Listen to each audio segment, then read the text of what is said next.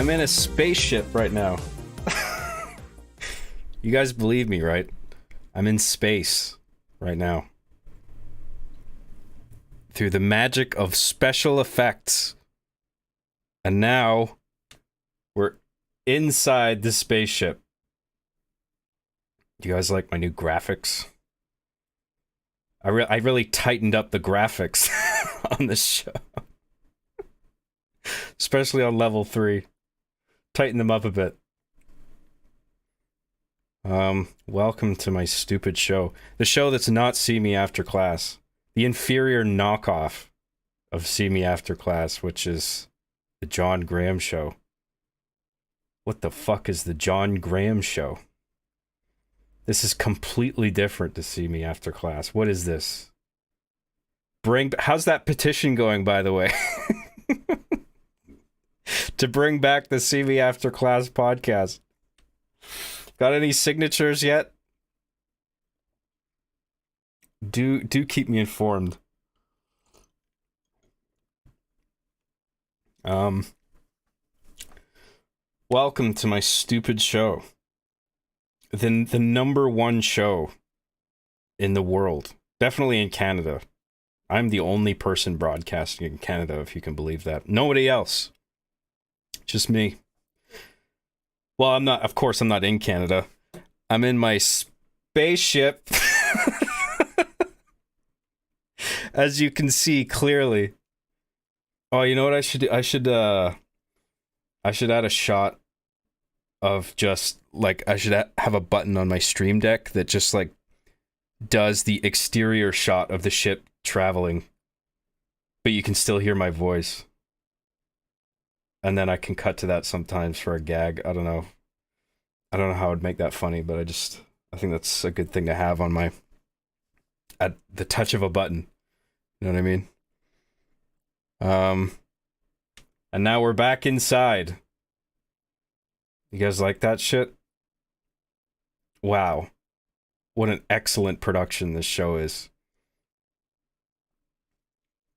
Job is in space. Yes, he is. Surprisingly good internet out in space. You might not think it, but it's not bad. I think it's probably Elon Musk's satellites passing by a few of them, I guess, is letting me contact you guys. Anyway. Thanks for tuning in to my stupid fucking show. So, I thought, I have a topic today. I have a few topics, actually. Because I want to come into these with a topic. And then I'll sort of create uploads out of these streams based on, like, individual topics. We might cover one or a number of topics on these streams. I hope that's okay. If you don't like it, don't beat me up, please. I'm very frail. John's on space 5G. It's like normal 5G, but 20 times more lethal. Starlink, yes, that's what I'm using. It needs Windows rivets. Oh, like little screws in the sides of the window. Yeah, that's not a bad idea, but I've done enough already. I mean, I made all these graphics and props for MediaBiss, right? But then I only made one fucking episode of that show. And I rarely felt, if ever, felt in the mood to, like, make another one. Which just, like, I wasn't anticipating that. It's a shame. Because I did like recording the first one. But then since then, it's just like, I don't feel like doing this. I remember I was talking about it last time where I set up for it to record a new one. And I just couldn't do it. I was just sitting there in my chair. The camera was rolling. I had the mic in my hand. And I'm just like, fuck. Like, I can't, like, I had, like, a list of notes in front of me on my little tablet. And I was, like, trying to read them off, but then, like, I just keep cutting my sentences short because my brain just would shut off. And then I'd have to, like, restart. because it's just like, oh, there's too many errors. I don't want to fix all this in editing. So like, I just ended up not making any more MediaBiss episodes since I did the Halo TV series breakdown.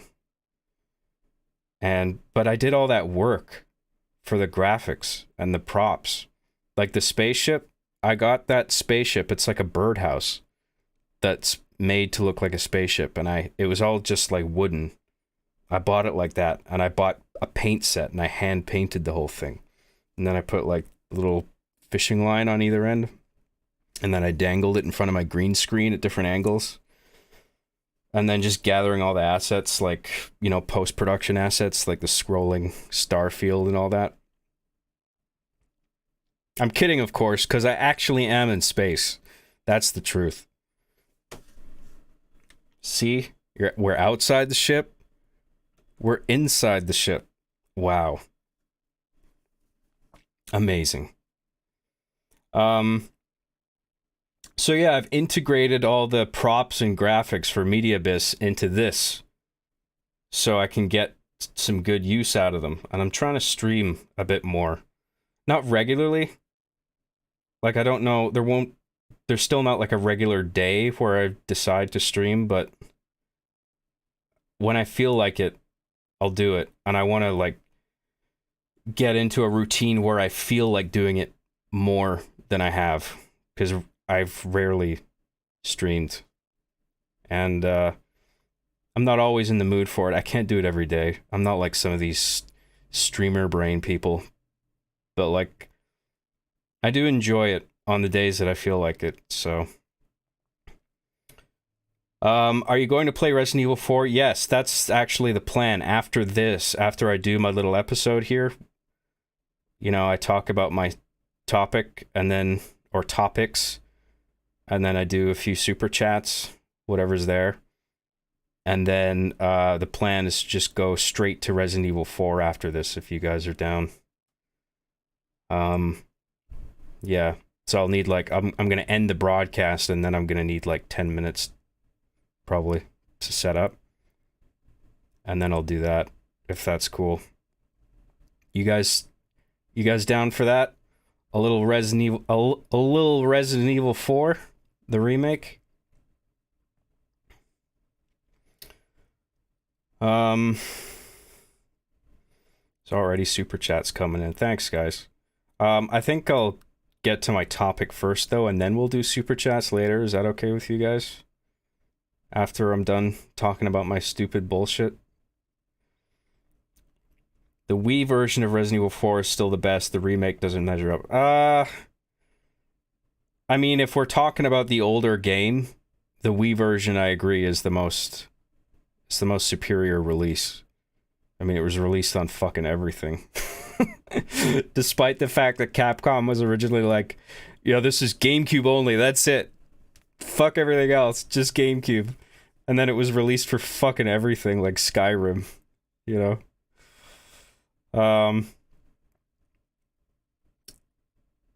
I think the remake is fucking excellent, though. I mean, it might be the best remake I've ever seen, I've ever played. I think Dead Space is a close second, and that came out around the same time, like just before Resident Evil, which like 2 months before. It's kind of amazing that they were so close together.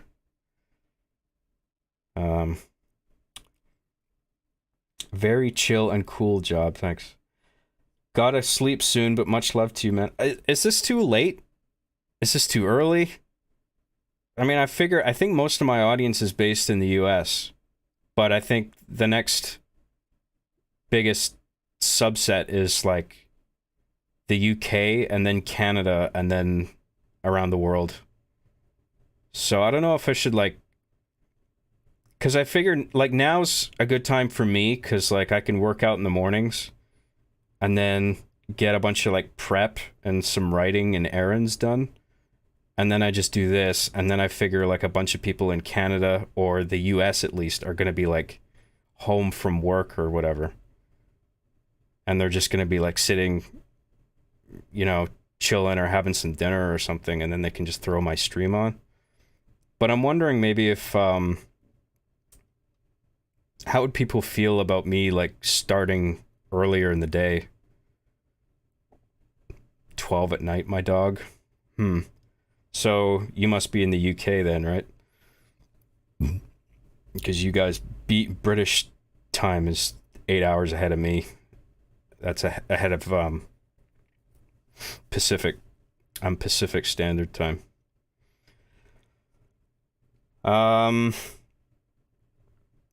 John, are you getting that OLED Steam Deck? Nah, I can't justify that purchase. I mean, it looks cool. I'm glad that Valve did that.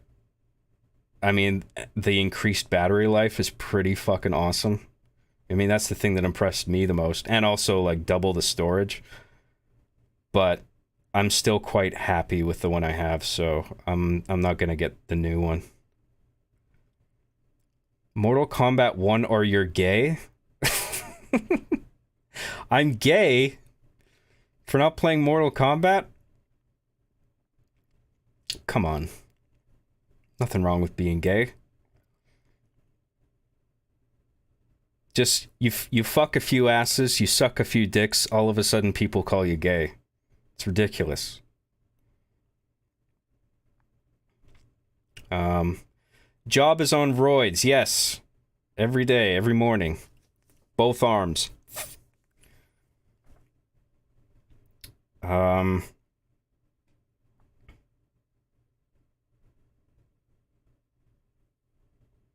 Glad I could make it. How are you doing, Job? I'm doing pretty good. Doing quite good, actually. I'm on top of shit, you know? And I feel good. I got this stomach problem I always talk about that keeps bothering me, but I've been exercising. Doing, like, some core exercises. Like twists and, like, mountain climbers. And those, I feel a lot better after doing those. So yeah, I'm doing pretty good. Thanks for asking. John, do you like any of the Pokemon games? I love Pokemon, man. I don't like the newer ones, but man, I had a Game Boy Color with Pokemon Red in intermediate school. That was the shit. And I liked the N64 stuff. Like Pokemon Stadium and shit. Pokemon Snap. I like those.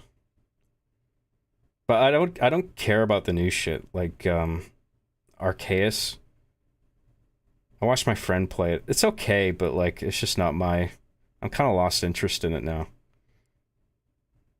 And I found a lot of the Game Boy games quite easy. Like Game Boy, Game Boy Advance. You could basically just mash A in those games and you win. Like you don't have to, I mean there is like a depth to it, but you don't actually have to take advantage of that to get through it. You can just have your main Pokemon and just mash A through the whole fucking thing and beat everybody. Yeah. Um Pokemon Stadium Poggers. New Pokemon Stadium is great. It's cool, like, because you could import your Game Boy Pokemon into the N64 game. It was cool. Hope you guys don't mind. I'm just chilling, reading the regular chat before I talk about my main thing today. What could it be? Kind of makes you I joined John's stream today and I went What's his topic today?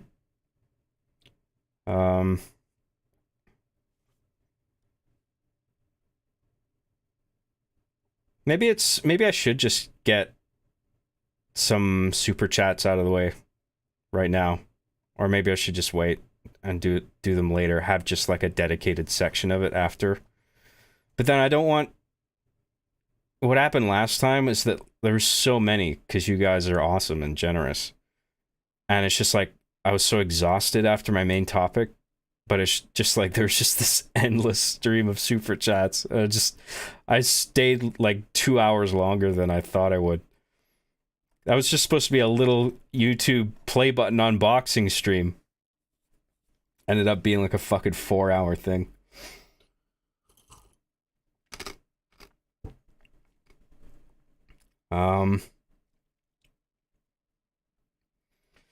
Someone please tell me where the Amanda and Mr. Cheese thing for Arby and the Chief came from. Like, what spawned that? That was the premiere of season 8. There's a flash forward, and the toys are dead, and there's a player that gives a eulogy, and he calls them Amanda and Mr. Cheese mistakenly. The joke being that nobody really knows them that well, you know? They haven't left an imprint on society.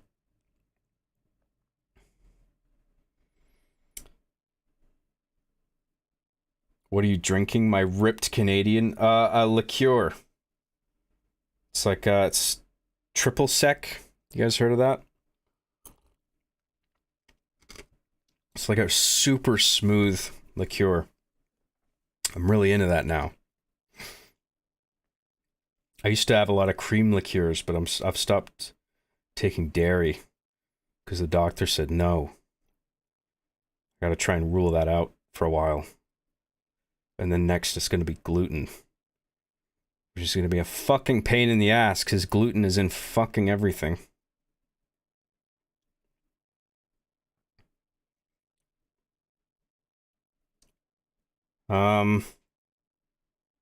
Oh yeah, that shit is sweet. Yeah, in more ways than one. It is quite sugary, but I don't mind it. Love how smooth it is. Let's just do a few of these super chats. And then that'll sort of lighten the load towards the end. Inferno Rabbit 95 for 199 says, "Hey Hotkicks, who are your favorite bands / musicians?" I'm not really a music guy, but I listen to like a lot of film scores, and I can tell you if like a track was used in a movie. You know what I mean? Like, I don't know a lot about band lore. And I'm just not into the whole music scene. But like, I really like Radiohead. I've been to one of their concerts. I went to a Matthew Good Band concert one time. I haven't been to that many. There might have been like one other concert I went to, but I can't even remember what it was. Radiohead concert was sweet though, and I really like all their albums. But I don't really follow any musicians right now. Can't think of any. I just like I said, I listen to film scores and stuff because it helps me come up with ideas for shit when I'm writing. So,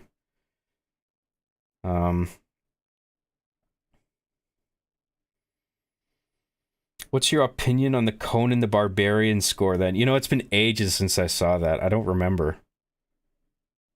I have it on disc though. I would like to watch it again. I have a Conan.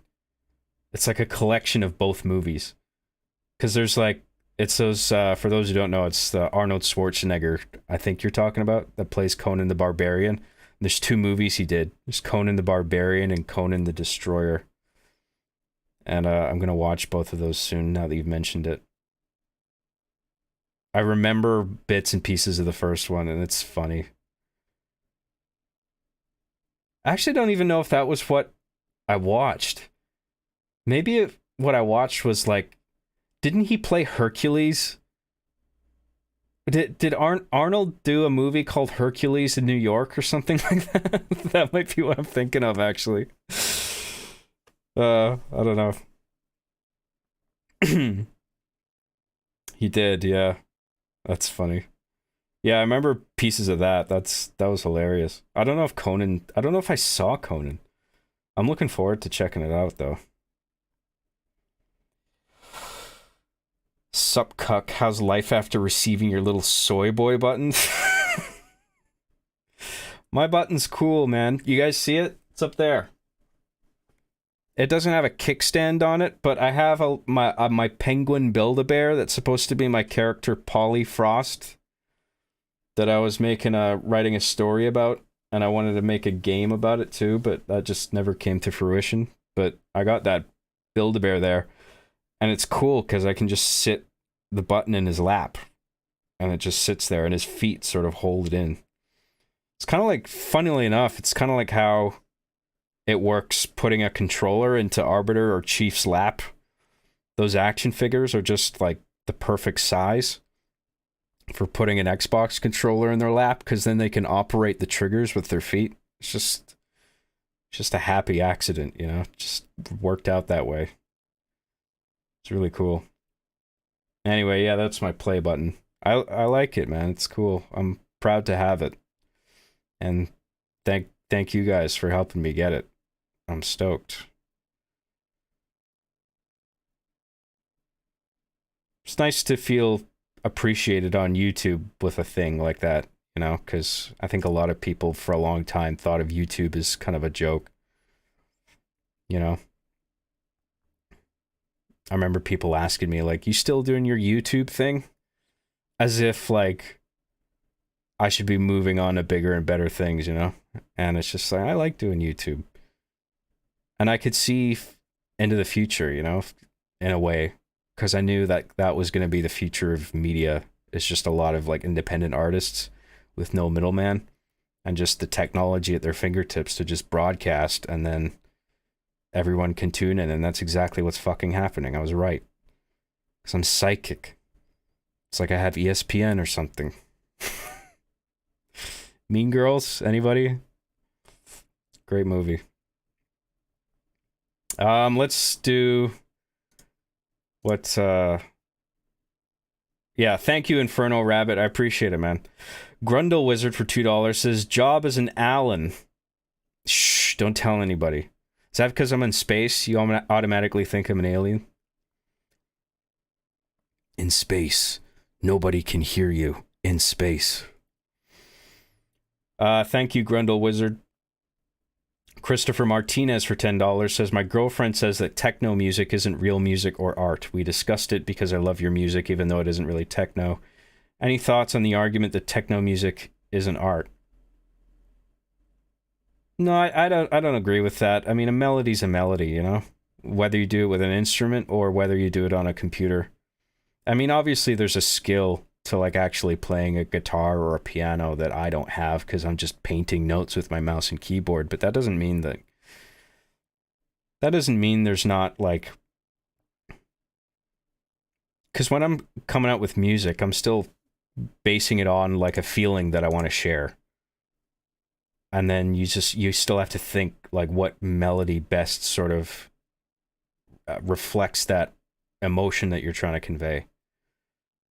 And then just composing all the notes and getting them all to, like, getting different instruments to blend and different melodies to blend with each other and complement each other. So the sum is greater than its parts, you know what I mean? And it's a really fun process. And I wouldn't say it's devoid of artistic merit, you know? It's just different, but I think it requires less.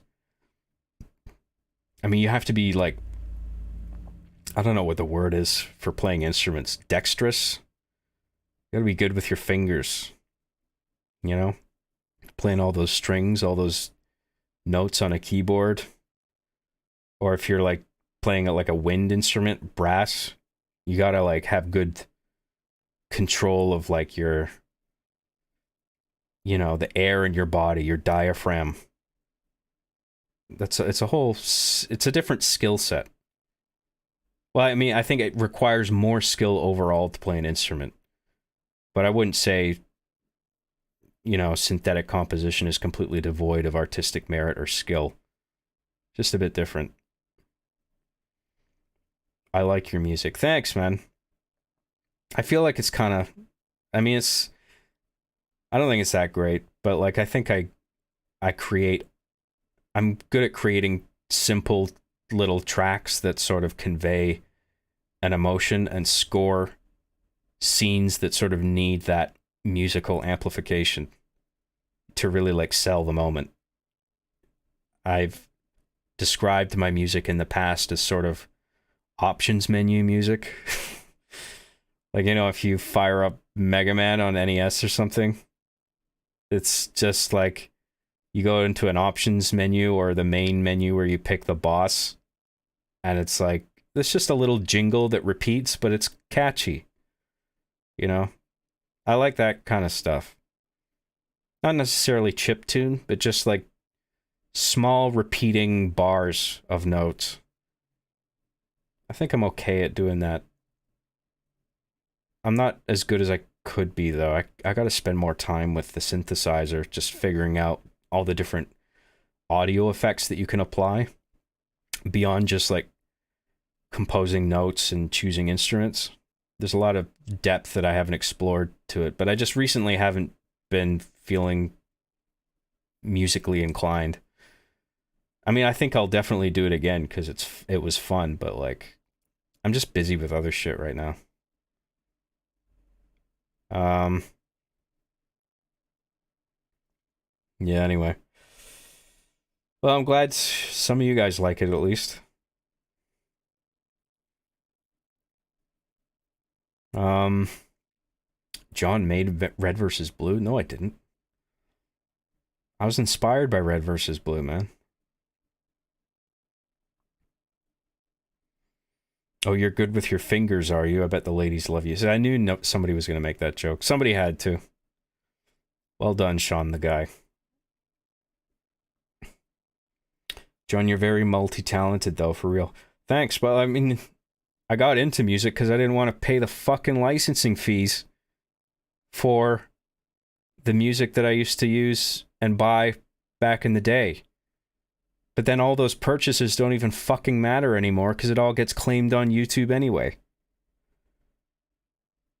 Because they don't give a fuck. All these little rights management companies that issue the claims, they're just like, oh, whatever, you used our track that we sort of oversee, so boom, claim, fuck you. And it's like, I bought this track. And it's just like, I've got to swat away every one of these fucking claims with a receipt.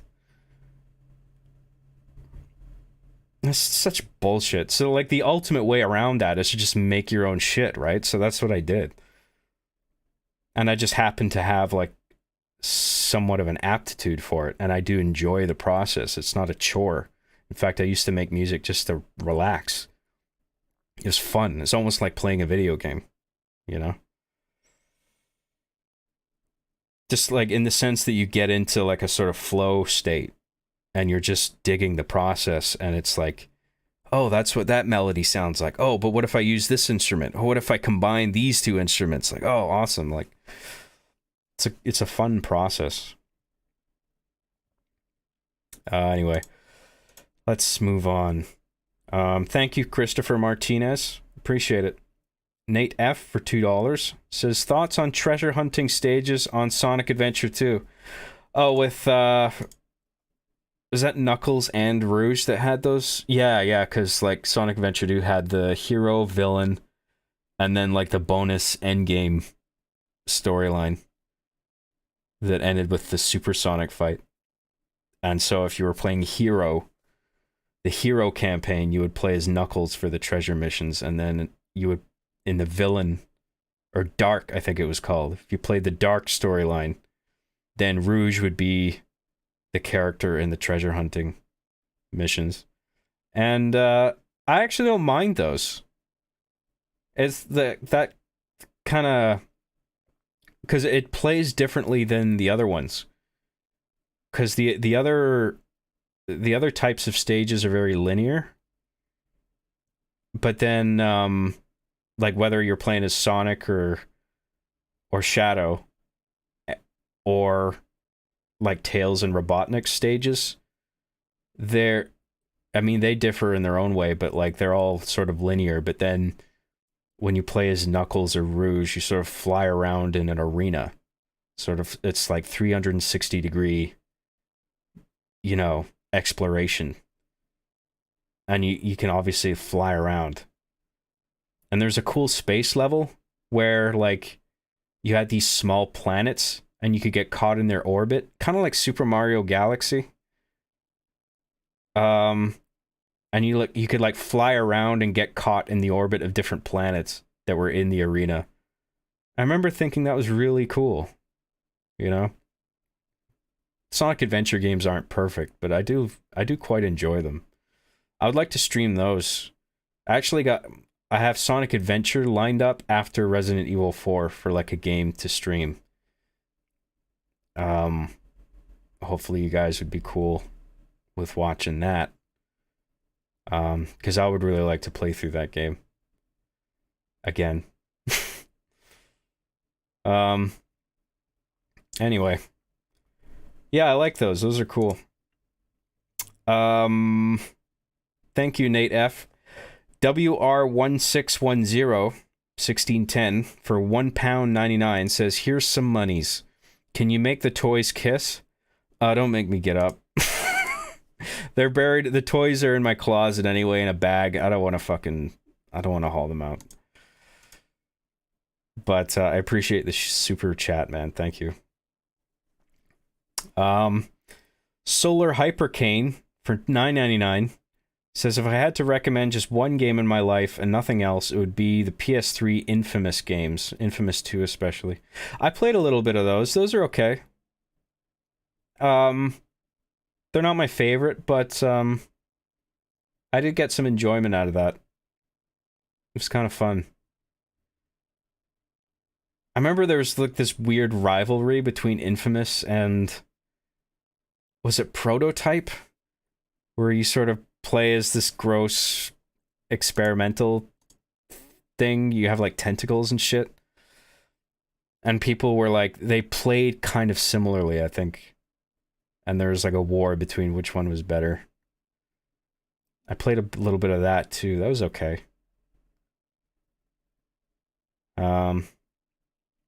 Anyway, yeah. Let's move on. Thank you, Solar Hypercane. Hero of Time for $5 says, John, you FAG. I will not stop donating until you tell me what your favorite Mario Kart 64 character is. That would have been Toad. Didn't I answer this before?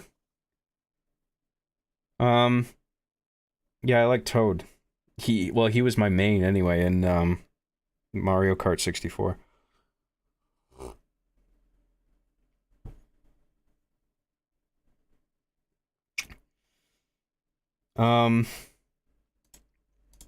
Anyway, there you go. Inferno Rabbit 95 for $1.99 says, Johnny boy, have you nutted on the play button yet? No, I can't say I have, but give it time. I'll do a special stream for that. It's Patreon only content. Sorry.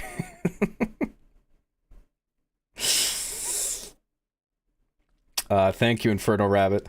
Adam Croucher for £1.99 says, when is See Me After Class coming back? Never. You're stuck with this. The half-assed John Graham show. Sorry. See Me After Class is dead and gone. Now you have this inferior new crap show. Ha ha ha ha ha. Too bad for you. Thanks, Adam. The Book of Deuteronomy for $5 says, always nice seeing you stream. Hope all is well. Cheers. Cheers, man. Thank you. Adam Croucher for £1.99 again says, congrats on just reaching 100K, Job. Thank you very much. And Adam again for another £1.99 says, bite the foam, Job. I'm not biting the foam, sorry. Thank you for those. And now the $50 super chat. Holy fucking shit. From Darren for $50 says, hey John, random, but I wanted to mention that I watched season 7 episode 25 and I always thought it was interesting when Arby says you're twisted, you know that, right? And Chief simply replies yes, which I felt like was him taking accountability in his own way. Yeah, because he kind of acknowledges that he's fucked up. And it's like they have this intimate exchange of knowledge just before they die. I always liked that. part of that. And that was sort of the end of the scene too. It sort of built up to that. It was near the end of the scene. Yeah. Yeah, I'm glad you liked that part. Originally there wasn't going to be any dialogue for that scene at all. It was just going to be, like Arbiter just finds Chief by the oven with the match, and then it just cuts to black. And then I was just like, I can't. They need to like have a conversation, So, so I wrote a whole scene, and then, yeah, I think it turned out pretty good. I would have changed a few things about it, maybe, but not sure what though. But yeah, it was I'm happy with the ending of it, but I'm glad I sort of built on top of it though with the 8th season, sort of as a counterpoint, rather than like trying to nullify what season 7 did, just like building on top of it. It's like, here's the new chapter where they sort of learn why life is worth living,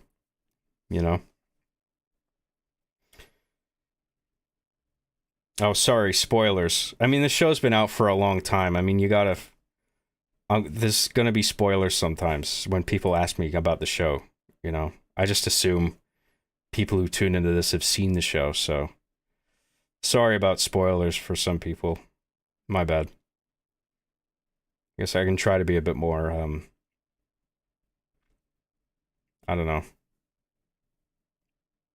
Bit more closed and subtle with describing things that happen in the show. Anyway.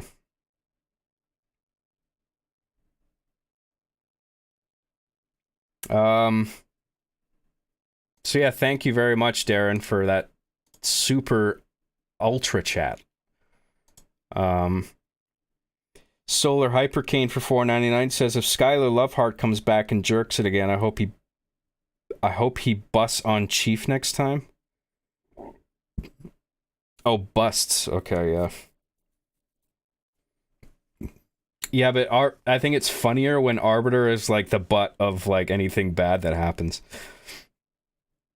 That's sort of what I like about writing the Bites episodes, is they all sort of have this common theme of entertaining Chief's worldview as if that's the correct one, even though it's totally stupid. And then Arbiter is just appalled at the state of that world, where it's just like, what, really? That's how it works? Are you fucking kidding me? And just like, I mean, he's obviously like this logically sound one, but then like nothing goes his way, and the world of the Bites doesn't work in the way at all that he would expect. I like the comedy of that, and that the way Chief thinks the world works is always right. I find that really funny. If you're gonna have Scissors as a character, bring back Elf on the Shelf. Yeah, I mean, I'm hesitant to. So unfortunately, I don't have an idea for a Christmas special this year. And even if I did, it would have to be good. Because it feels like it's hard to top the Elf one, I got a comment on my recent Halloween special. Do you guys see that? My Trilogy of Terror. 3 short horror stories to chill your bones. It's very scary, so take caution in watching them, because you might just piss and shit your pants out of pure terror. One of the comments was just like, man, I think it was a comment on the Ex-Boxercist, which was a previous Halloween special. And he was like, man, this is way better than the new one. And it's like, yeah, that's true. My newer one isn't as good as my older Halloween special. They can't all be gold. I mean, I try to... With every video I make, I try to make it, like, the best that I can. As funny as I can. In the time that I have available to, like, get it done. But some videos are going to fall shorter than others, right? It can't always be an upward trajectory, but I do aim for that. But I'm happy with the way Trilogy of Terror turned out. I thought it was pretty good. I like that it's like the rule of threes thing where it's like 3 stories, 2 of them are like stupid bullshit, and then the third one is actually a little creepy, and it has a jump scare. I mean, it's just a full-on jump scare. I mean, people think jump scares are cheap and shitty or whatever, but if you do it right, I think they can be fun. And so, yeah, I was just like, there's going to be 2 like stupid stories, and then one that's like actually like, okay, let's do like a kind of scary thing here. And then the skeleton poops out. Well, that turned out pretty good. And then like when I shouldn't spoil it if for some people who haven't seen it, but check it out if you haven't. I think it's all right.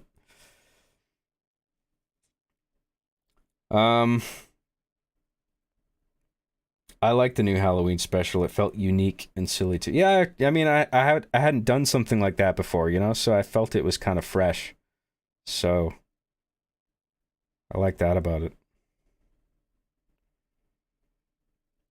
How do you feel about Tears of the Kingdom, John? I personally loved it, but I understand why other fans seem disappointed. Oh, I thought it was great, but it's quite it's a bit of a turn for the franchise, because all of a sudden it's almost like a builder game, you know, where like it's almost like the wacky contraption aspect of it sort of overtakes the storytelling of it. But the storytelling, I don't think, was neglected. It's just the builder part of it is just such a huge distraction. And I wonder if they're maybe a bit incongruent with each other, but I really enjoyed it. I thought it was it is a technical feat, and it's a lot of fun to play and like build things. So I mean, I thought it was worth the money for sure. Man, these super chats just keep coming. Hope you don't mind that I'm just I keep doing these. If they keep coming for too much longer, then I'll just go to my topic. This is a good way to like for me to loosen up too, you know, because like if I just go straight into my main topic, I'll probably be like a little nervous and scatterbrained. But then if I just sort of loosen up doing this first, then I'll probably find it a bit easier to like talk about the main thing. Sorry, where were we? I'm just looking at the chats here.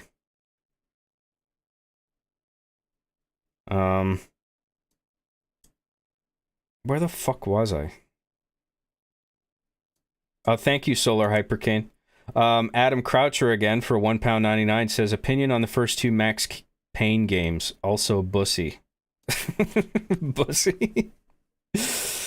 I love Max Payne, man. Even the third one, I thought was good.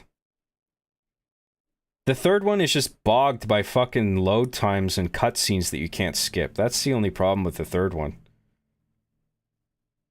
And like that fucking all those like post-processing effects and flashes and shit that would happen during the cutscenes in the third one, that pissed me off. It's just way too much. And it was a bit too indulgent in like shots of Max fucking stumbling around drunk in his house. It's just like, okay, we get it, he's drunk. But it's really fun. But what I used to love about Max Payne 1 and 2 is like you'd play through it initially, like you'd do one playthrough, and then you'd like replay certain levels that had like fun enemy encounters, and you'd like kill a bunch of guys in an area and then reload the checkpoint and do it all again. That was especially fun in the second one because the second one introduced Havoc, the physics engine, where you had like ragdoll and stuff. So it was really funny, like taking out enemies and installing mods and stuff that modified like the bullet time and you know the strength of bullets, like the knockback, how far it would send ragdolls flying and shit like that. That was really fun.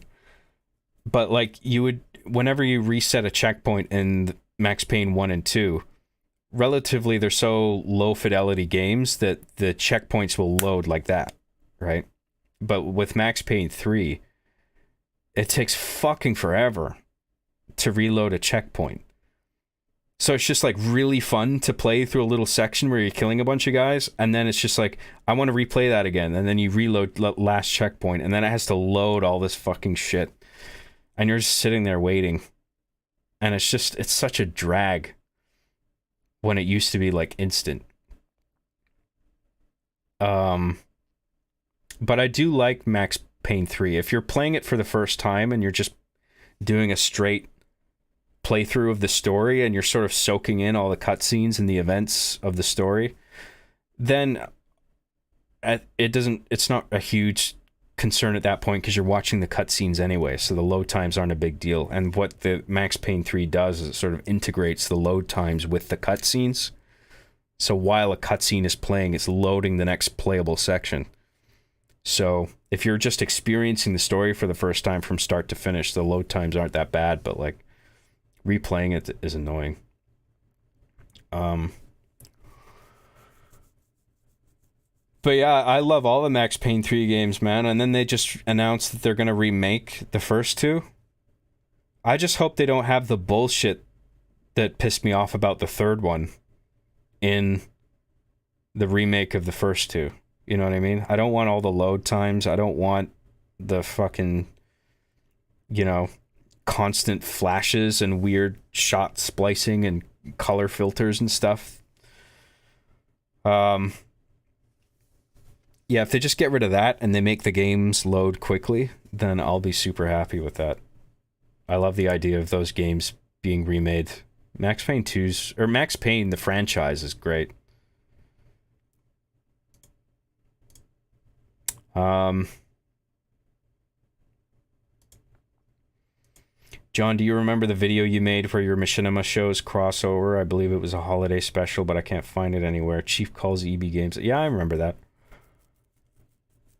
That was a long time ago, but yeah, I do remember it. There's like Chief makes a phone call to a character in like a little short that I did. And then I do an episode of One Life Remaining where the character that Chief calls, the story's told from his perspective and he takes the call from Chief. So it was like a way of bridging the universes. But I don't like One Life Remaining. I think it sucks. I have no interest in going back to that show. Sorry to disappoint any fans, but that's how I feel about it. Thank you, Adam. Brent Paul for $5 says been watching the show for over a decade now and just wanted to say the little green dude is kind of silly, lol. Are you talking about Chief? Yeah, he's a funny guy. Mr. Chef, that's his name. Never forget it. Thanks, Brent. I appreciate it. Darren for $5 says, if you want inspiration, I like to watch sitcoms and I go, oh, that would be cool to do, but darker and more fucked up. Lol, lol, lol, lol. I like to watch sitcoms and I go, oh, that would be cool to do, but darker and more. Okay, yeah. That's interesting. I've never really taken that approach. I don't look at like pre-existing stuff and I'm not like, how can I make this like darker and edgier? Like, I don't think that way. It's interesting though. I just never thought about conceiving ideas that way. My biggest thing is listening to music for ideas and watching other movies and shows that are like what I'm trying to come up with. Like I decide on a genre and that like sort of story, the themes, the story that I'm essentially trying to tell, and then I'll watch other stuff like that or like with related subject matter to sort of inform myself and get inspired. And then I'll listen to a bunch of music that I feel fits with that project. and then that helps me come up with stuff. It's cool though. Thanks, Darren. Sir Clowns a lot for $2 says John kilogram of Coke Graham. What kilogram of Coke?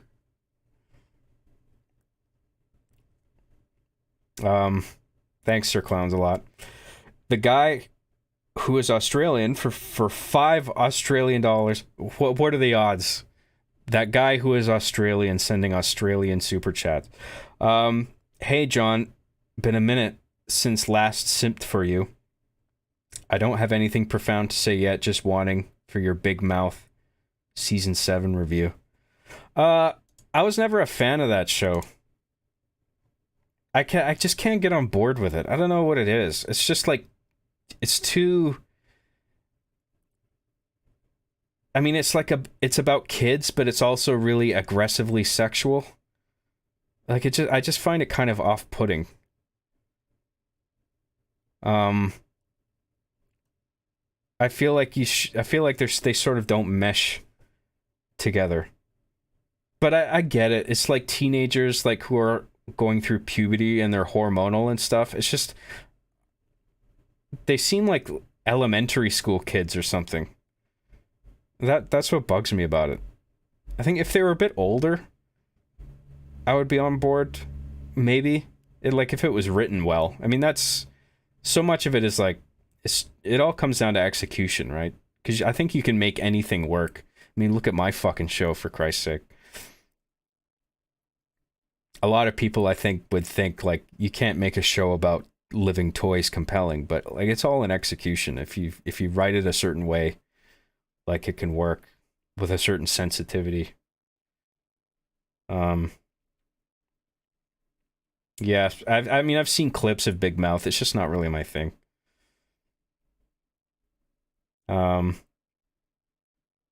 Big Mouth is like Family Guy, but worse. Yeah, I kind of drifted away from Family Guy finally. I mean, it was pretty rough for a while, but I still tuned in for the odd episode just because I got a chuckle out of some episodes still, even though it was mostly crap. But lately, it's just been one stinker after another. It's just not what it used to be. All the cartoons fucking suck now. You know, The Simpsons is slipping. Did you guys hear that shit about Homer not strangling Bart anymore? Because times have changed. It's like, well, Bart doesn't do annoying things to piss you off anymore. I mean, it's a cartoon, you know? Like, who fucking gives a shit? It's a joke.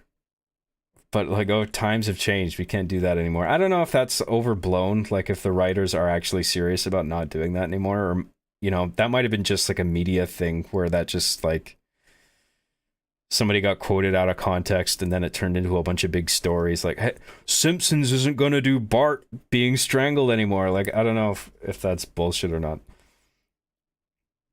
But I mean, that aside, Simpsons isn't what it used to be either. Family Guy's not what it used to be. I used to really like Family Guy. The early seasons I thought were great. South Park's still good. Yeah, thank God. But I think that's in large part to the fact that Matt and Trey have always been the ones at the helm, you know? It's like in the cases of The Simpsons and Family Guy and shit, it's just like, how many times has that writer's room been cycled with like new staff, you know? And do they know what they're doing? Are they funny? Yeah, I don't know. A lot of shit sucks now. I watched that new Scooby-Doo thing. Is it called Velma? Where like the dog isn't even in it? Like, where the fuck is Scooby? It's called Scooby-Doo. It's like the dog is fucking gone. Apparently Scooby is like an acronym now for something. I can't remember what it is. But it's just like, what are you doing? This sucks. I used to love Scooby-Doo, man. I loved a lot of those old cartoons. Tom and Jerry, man. Fucking hell, that shit was funny. Even though it was just so like violence-based and slapstick. It was a riot. and like the old Warner Brothers stuff, like Donald Duck and Roadrunner and shit. That was all great, man.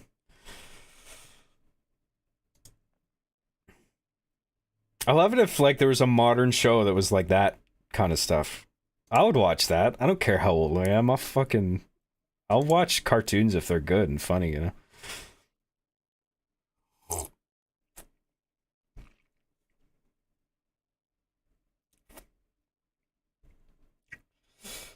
For the first time in the world, the entire world unanimously agreed that the Velma show sucks balls so hard that it makes Harvey and the Chief in LA look like a masterpiece.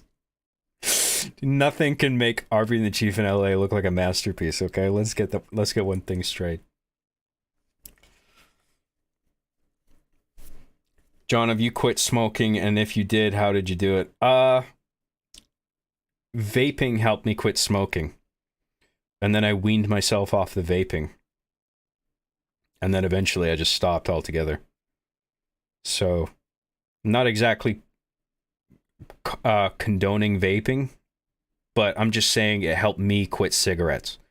And, you know, if you have to pick between cigarettes and vaping, I think vaping is overall, I don't want to say better for you, but it's less bad than cigarettes, you know? I used to smoke a lot of cigarettes. I used to like chain smoke. Maybe that's too strong. Maybe I wasn't exactly chain smoking, but I was smoking a lot.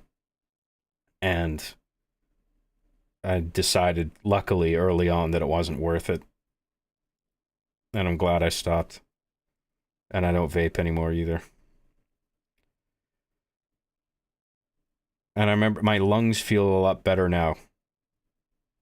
And I remember my lungs feeling like pretty rough around that time, and now like they've had a chance to recover, and I have no intention of going back. So, yeah. How's Hard Justice coming along? Ugh, slow, man. It sucks, man. I wish I was done with it. I mean, it's taken me a long time, but like, I really do care about it. It's just been slow for a number of reasons. I mean, one of them is just like constantly feeling like I have to get a new RB and the Chief out. But I don't know if that's the right way to feel. Like, I mean, whenever I do a stream or, you know, release like a clip from my podcast or do an episode of Professional Reviews or Media Biss, it's just like, okay, this is just fucking around in between RB and the Chief episodes, which is the thing that everybody's sort of expecting at like once a month, ideally. And I don't know, maybe it would be okay to like have a month where I just put out professional reviews or something, or do like a few streams and then do like RB and the Chief when I have a script ready. I would kind of like to do that, but I just feel like I'd be letting people down. So I feel like this constant pressure to get the next like RB and the Chief thing out. I mean, don't get me wrong, I like making the show, but it's just I don't always have an idea like ready to go. I got a couple scripts actually quite fleshed out. I got to polish them still. But yeah, I don't quite know how to handle it. Like this month, I don't know really what I'm putting out yet. I would like to just do my Resident Evil 4 playthrough and then do a satirical review of Resident Evil 4 through Professional Reviews, and then that would be my thing for November. Because trying to squeeze a whole like RB and the Chief script and then getting all that recorded and fucking put together in editing before the end of November is a bit intense, you know. It's one of the reasons I don't stream so often, because I was always busy working on the next RB thing, you know. So I don't know what I'm putting out this month yet. If I have an RB and the Chief thing ready in the next week, like a script, I might put out something, but it probably won't be that long. I mean, getting that Halloween special out was like a rush.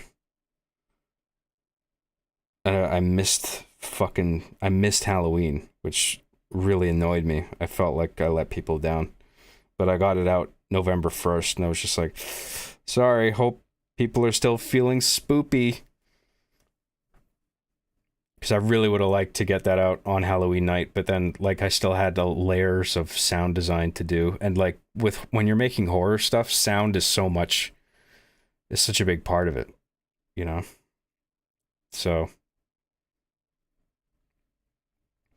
Have you ever considered doing something not video game related? Oh, yeah, I have an idea for a sketch show. But, like, sort of just live action sketches, has nothing to do with... I mean, it might have something to do with video games, loosely. Depends on the sketch. But, like, it wouldn't be an Arby and the Chief thing or any kind of... It would be different from, like... It would be its own thing. Next to, like, Professional Reviews and Arby and the Chief and Hard Justice or whatever.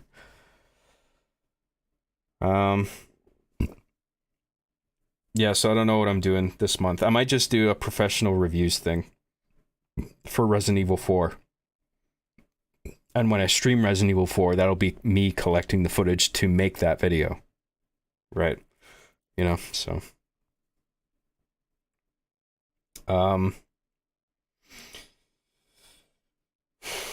Cooking videos with John. Oh man, I fucking suck at cooking. That would be...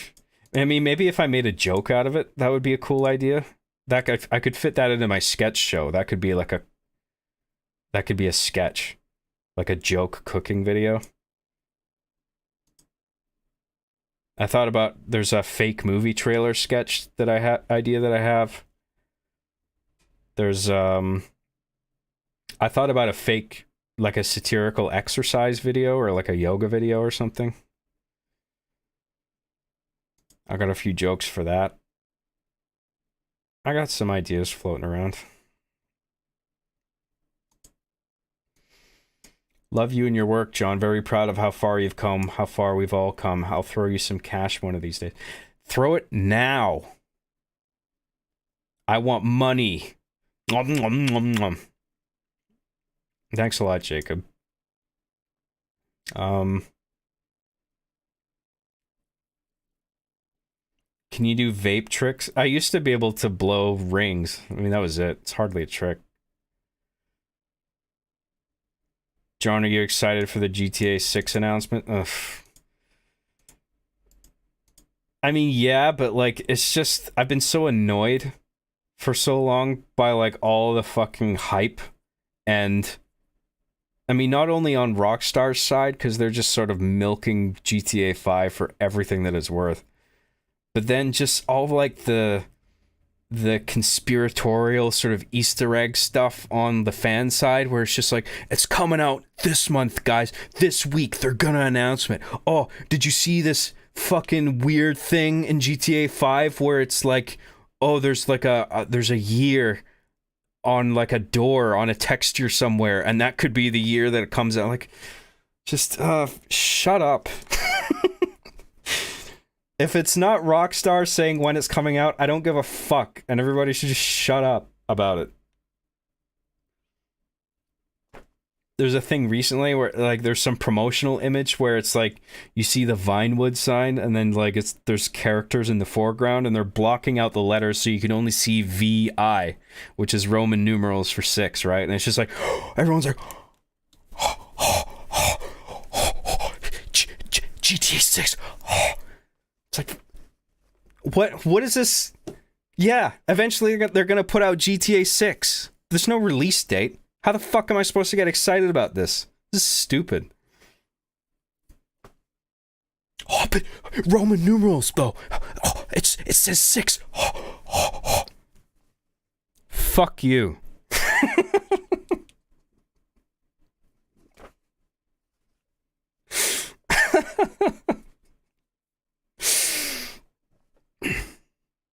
But apparently Rockstar has said now, like, it's coming out in December. So, well, they're going to put out a trailer in December for the new one. And it's like, I mean, I don't know how to feel about it, because, I mean, I think all the creative key members have left. Like Dan and Rupert Hauser, the Hauser brothers, they used to, like, write and I think direct all the games so far, they're gone now, I'm pretty sure, both of them. So, I mean, the writing of that game series, that's like so much of what makes it good, I think. So like the question is the new writers that they have, are they any good? Maybe they are, I don't know. Maybe Dan and Rupert Hauser vetted the new guys. But like, or girls, I don't know who's writing it. I mean, great writing can come from anybody, but like, that's a bad sign, I think, often, is when key creative staff leave a company, and then the company, like whoever's left of the company, is just like, don't worry, we're still making the thing. And it's just like, is it gonna be as good? Like, yeah, I don't know. I mean, I'm open to, like, I hope it's good. I would love for GTA 6 to be great. Oh, is there 3 brothers? Dan left. I think Sam and Rupert are still there. Oh, okay. Well, that's something.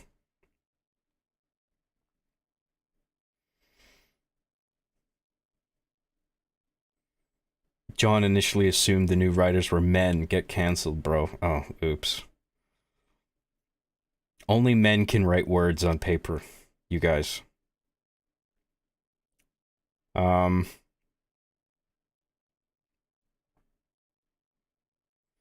GTA news is unreliable unless the source is Rockstar themselves. No shit.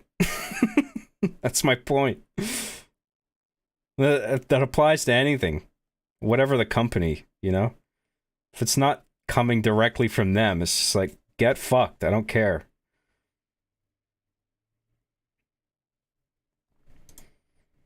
Oh, but there's this thing in GTA 5 where if you go to the middle of buttfuck nowhere on the top of Mount whatever the fuck and run around in a circle 50 times, you'll see a fucking Sasquatch.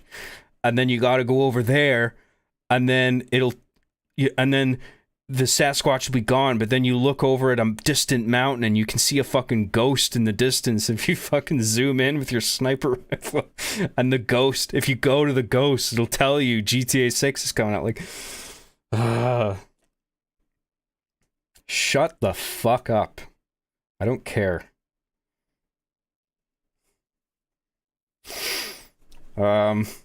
Anyway.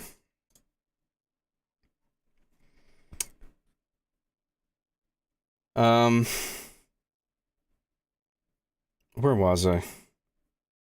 Sorry, I'm just looking at the chat.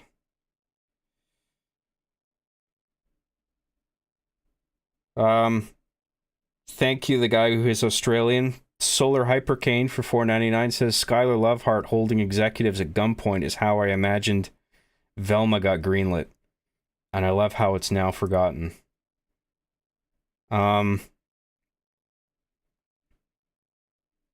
Yeah, probably. I mean, how the fuck can you do that without the dog in it? This show's literally called Scooby-Doo. And you're gonna call it? Well, I mean, the show's not called Scooby-Doo, fair enough. It is called Velma, but like, why would you not have the dog? I mean, that's the kind of the premise of the original show, right? They go into scary situations. Apparently, you know, it's never actually a ghost or whatever, but like it's always a scary situation, like a fucking haunted house or something. And the dog goes in and he's easily frightened by things. Him and Shaggy. That's sort of like one of the comedic staples of it. Or Scrappy-Doo, yeah. He came along later, didn't he? It's kind of like Luigi's Mansion, you know? It's like you have this guy who's just scared of everything. He's a scaredy cat. That's what Shaggy and Scooby are. And you put them into a scary environment where they have to solve a spooky mystery. And that's all just gone now in this Velma thing. I don't even know what it's about. I mean, I watched the first episode of it. I was like, this is fucking dog shit. I can't even remember what what the point of it was. Were they solving a mystery? I can't even remember. Anyway, that's stupid.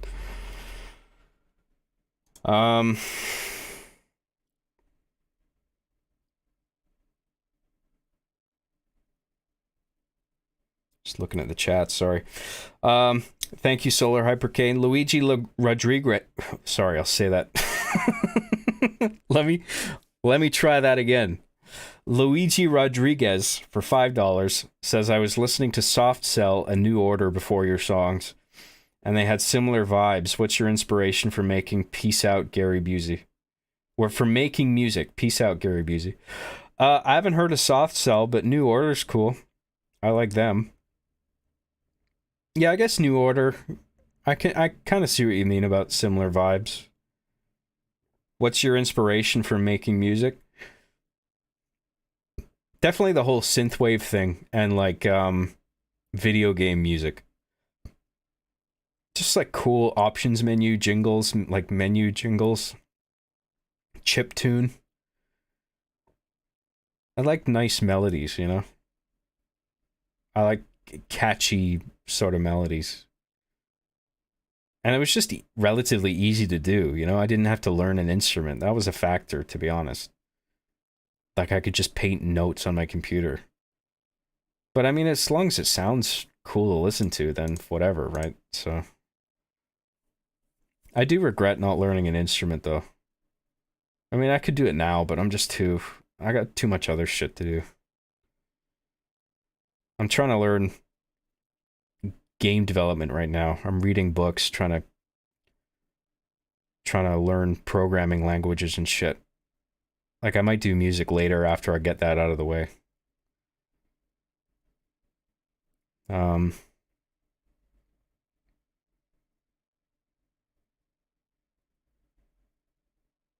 People put politics before humor. That's where they go wrong. Yeah, I guess that was sort of the fatal flaw of Velma.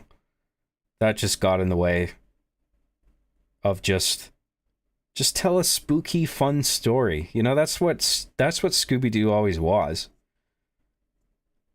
So, yeah.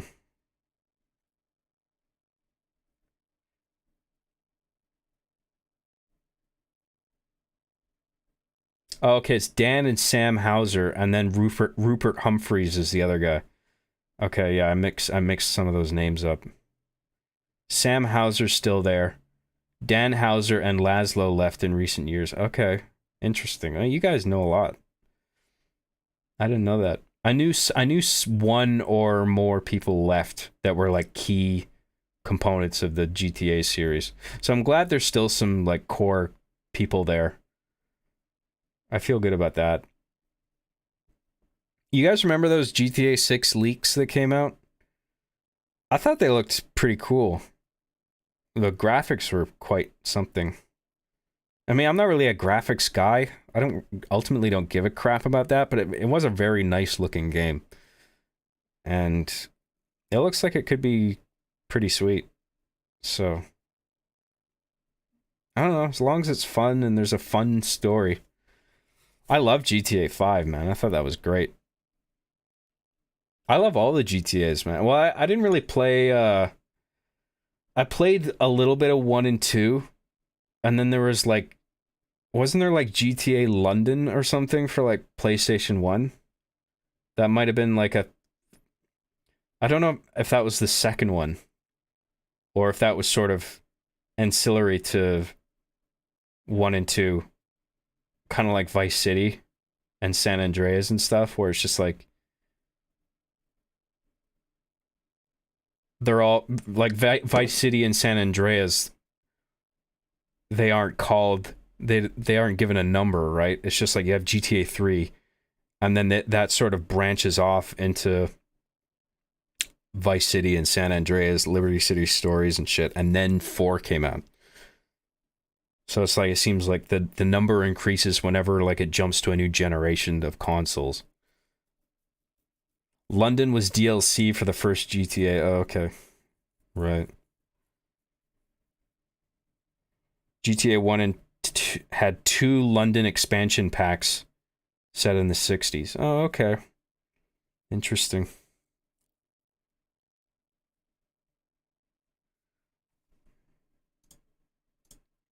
Yeah, I mean, I'm looking forward to GTA 6, man. I hope they don't fuck it up.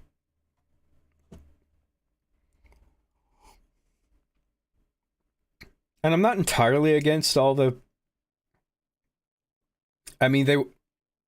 If I have a complaint about the excessive um monetization of GTA 5 post release, it's just that they went on for too long.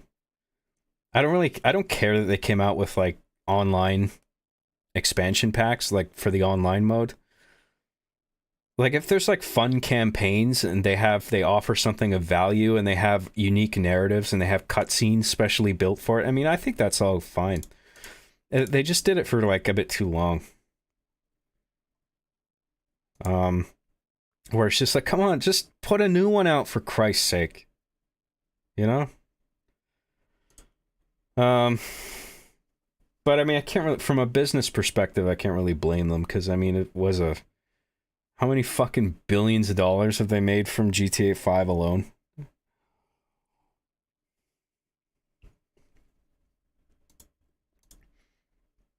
I don't know if they're planning to revisit Vice City in 6, but that would be I think that would be pretty cool. They could do cool shit with that.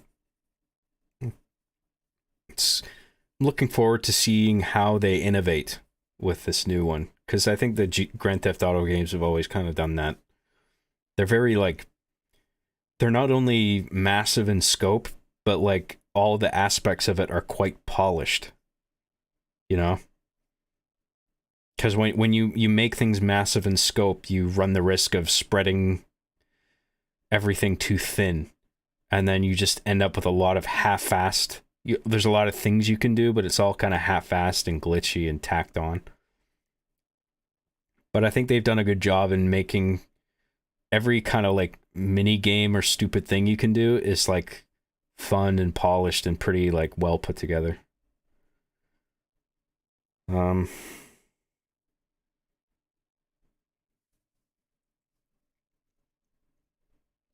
yeah, 4 was good. I like 4. I like all of them, man.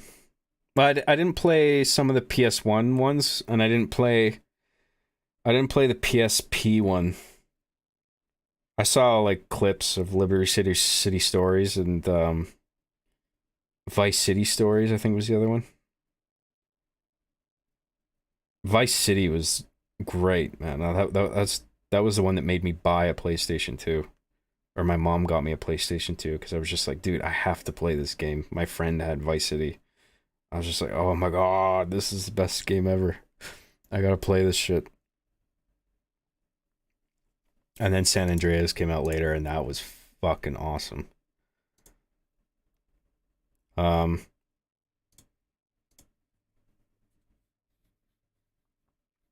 TF2 announcer Joy. Oh, hi, Blabs. Wow, I caught you live. Sup, homie. Sup. I see that you're having Mark the Cyborg on your show, I think tomorrow. I'm looking forward to that. Mark the Cyborg introduced me to side scrollers. You got me talking with Craig. I mean, I was familiar with Craig for a while.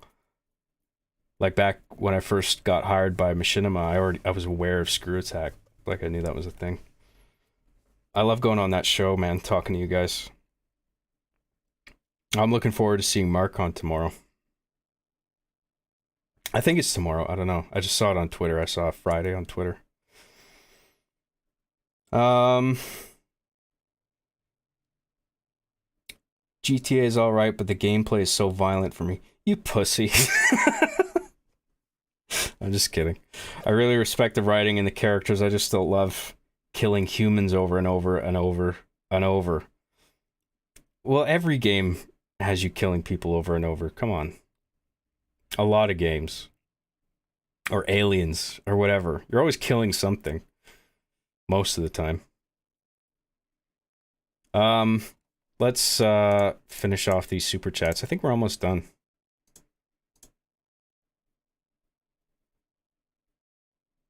Oh, right on.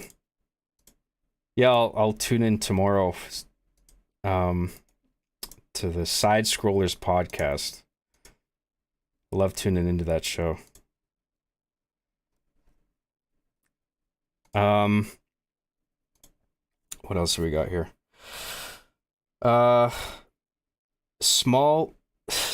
Snail Dog for £5 says, nice chill stream job. Thanks, man. Hope you're enjoying it. I haven't even gotten to my fucking topic yet that I came here to talk about. Because there's so many super chats. Super duper chats. Thank you, Snail Dog. Martin for $9.99. Okay, this is the last one. That's it. You're cut off. No more super chats. That's it. If you send a super chat, I'll fucking find you. Don't do it. John, I've been a fan since season 1. This is Martin. Martin for $9.99 says, John, I've been a fan since season 1. I would love to interview you, even privately. I message you on Instagram, but I know you are rarely on there. Even if you don't want to chat, I still love support. If you want to do an interview, send me an email. Because usually if it's DMs, I don't know if it's like... I'd prefer if you sent me like a formal email. Like I remember I got invited on Moist Critical's show by like a friend of theirs. It wasn't directly. And I thought they were trolling. You know? It's just like, is this for real? Like... Because like if sometimes you can just tell by the business or like the email or the domain on it, you can tell like at a glance like, oh, okay, this is legit. Yeah, I don't like to take on stuff usually through DMs. There's some exceptions if I'm familiar with the person, but like send me an email if you're serious about it and I'll think about it. But I appreciate the super chat, Martin. Thank you. Okay, that's all the super chats. So now I'm going to talk about what I came to talk about today. And here it is. Are you ready? Drum roll. Here's my topic for today, you guys. I mean, I got a few. Maybe I won't just do one. But, I mean, I'll list them off, actually. So number 1 I have here is the state of Halo. Where it was, what it's become across the years. I think I was particularly inspired by this with the way Infinite's going. I find that really interesting. Because, like, Infinite will... I mean, they kind of fucked up the launch. But then... they injected some new content in it where it's just like, this is a bit late, but it's welcome. You know, this is pretty good stuff. And then they do this shit where, like, they're not only selling colors for your armor for, like, fucking $8. Like, I made fun of it in one of my RB and the Chief things. It's just like, and it's not even just like a, it's like different shades of the same color being sold separately. Like it's lipstick. It's like there's like a dark shade of red and a slightly darker shade of red, and they're both like individually priced. And it's like, dude, fuck off. For a color? And now they got this new thing where you get the Mark V armor from Halo Combat Evolved and they're selling it for $20. Like, I'm not totally against cosmetic purchases, but it's just like $20 for a fucking armor. Like, that's like a third of the game price for like a single armor set. But then they would say like, oh, it's an armor kit. You can do more things with it. It's not just the skin. It's got like fucking decals and whatever other stupid bullshit. And it's like, come on, dude. Like, I mean, the argument against that, or for it rather, is just like, people are gonna buy what they want to buy. If that's what they want, then they have the option to buy it. You don't have to get it. And it's like, yeah, but if people keep buying that kind of shit for that price, everything is just going to turn into like the sort of GTA 5 model where the same version of the same game just sticks around for fucking ever. And then they just work off microtransactions for years and years and years instead of developing a new game, you know? Because why would they? Because they're raking in all this money perpetually after following the release of like the Infinite or whatever, you know? And it's just like, let's see some new shit. And like, don't charge that much for a skin either. And it's just like, I don't know. I mean, some people are quite happy to do it, and I find that irritating, to be honest. You know? They just say, oh, Hayabusa. Oh, I would pay $40 for that. Am I right, guys? Oh, wow. What a dope armor set. You guys remember that from Halo 3? You remember the old armors? Yeah, so cool. Wow. I'd pay $1 million for one of those. It's like, cool, I guess.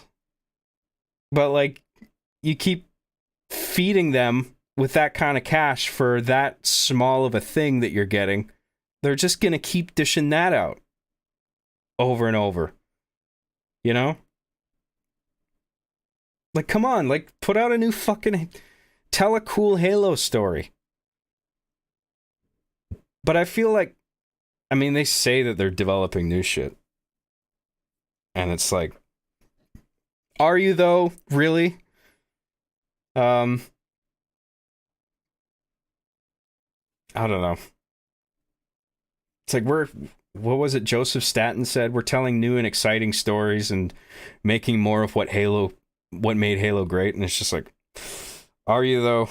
Or are you just making more Infinite bullshit? Because that's like, I feel like that's the model now. It's just like Halo Infinite's out now, and it's got this sort of, what's the term? Modular design to it, where you can just plug in one DLC thing after another, and then that's the form that new Halo games will take, basically. It's just everything is just Infinite DLC instead of just making a new Halo game.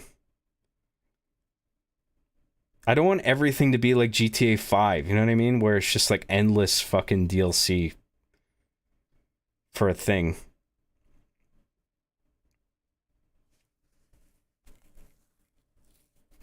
I mean, I still like Halo, but I mean, it's not what it used to be for me.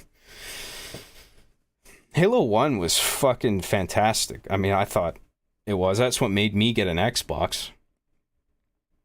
Is I heard such positive reviews, and I saw clips of people playing it, and it just played really smoothly. You know? And I saw like the vehicle, like the fact that you could drive vehicles and they were so fun to control, and you could have people jump into the side seat or the turret, and you could drive them around, whether it was multiplayer or you could do the campaign split screen co-op, and they could get in the turret while you drive around, or vice versa. Like, that shit was fucking cool, man. And it was just so polished. Like, it didn't feel janky at all. You know? And so I got an Xbox for that game, and I loved it. Not only that stuff that I described, but it was just a cool sci-fi story. So, like, it felt like a very straightforward sort of B-movie sci-fi. A sci-fi B-movie. And I don't mean B-movie as if it's like lesser or like crappy. It's just, like, I love B-movies. But I felt like it had that sort of pulpy, almost campy quality to it, where it doesn't take itself too seriously.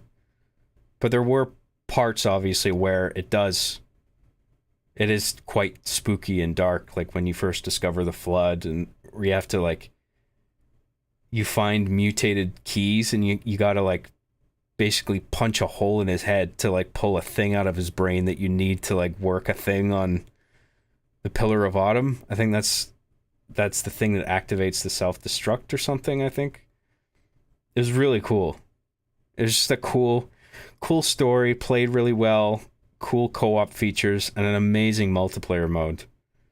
And you could actually take it online if you knew what you were doing, because you could do like a system link thing. Um, it wasn't Xbox Live because that didn't come out until Halo 2.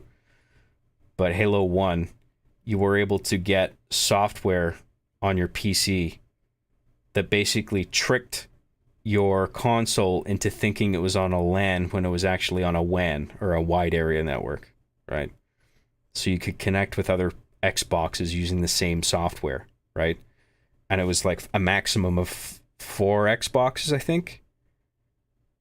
Actually, I can't remember. Like, I wonder if it's a cap on of 4 Xboxes, or whether you could have had like one Xbox with 4 players, for example, split screen, and then like another Xbox with just one player on it, and then like another Xbox with 2 players, and then they could all join together. I think it was capped at 4 Xboxes. And in order to get 16 players, you needed to have a full 4 people on each box. And that was really when you could get that going, it felt really special, because like the technology wasn't there to sort of make that a normal thing yet, not until Xbox Live and Halo 2 came out. And then Halo 2 came out, and that was hype as fuck. I remember how hyped I was for Halo 2. And then when it came out, it didn't disappoint. It was just like, man, I saw this meme today where it was just like like half the screen was just like somebody going through the Halo 2 menu. Just like the music and everything, and the way the whole menu was put together, and then it sort of splices that with an image of like Homelander from The Boys, where he was just like, just perfection down to the last detail. And it's just like, yeah, man, that game was fucking awesome. And then that's when it had so Halo Combat Evolved came out, right? And then Xbox Live as a service was launched. And then Halo 2 took like a year or something to come out after that. And then it just took full advantage of Halo or Xbox Live. I think that was kind of around the time where matchmaking started becoming a thing. And before then, it was always like custom lobbies, even on console. I think Halo 2 might have normalized the idea of matchmaking, which is just like a thing now, you know? That's just like what you expect from every console multiplayer game. And PC multiplayer games as well. And the campaign, I mean, my only complaint about the campaign was that it ended abruptly, because they ran out of time to develop the story that they wanted. But it ended on a pretty effective cliffhanger, I thought, at least. And there was enough there in the campaign that it felt worthwhile. And the Halo 1 and 2 and 3 felt really special. And Halo 2 is a little less, or Halo 3 is a little less special to me than Halo 2, but I know some people who have the opposite opinion, where they think Halo 3 is the better game. And I guess in some ways it is, because Halo 3 is more feature rich, because you had like, that's when Forge and Theater mode came out, and you could like tweak your custom games to an unprecedented degree. And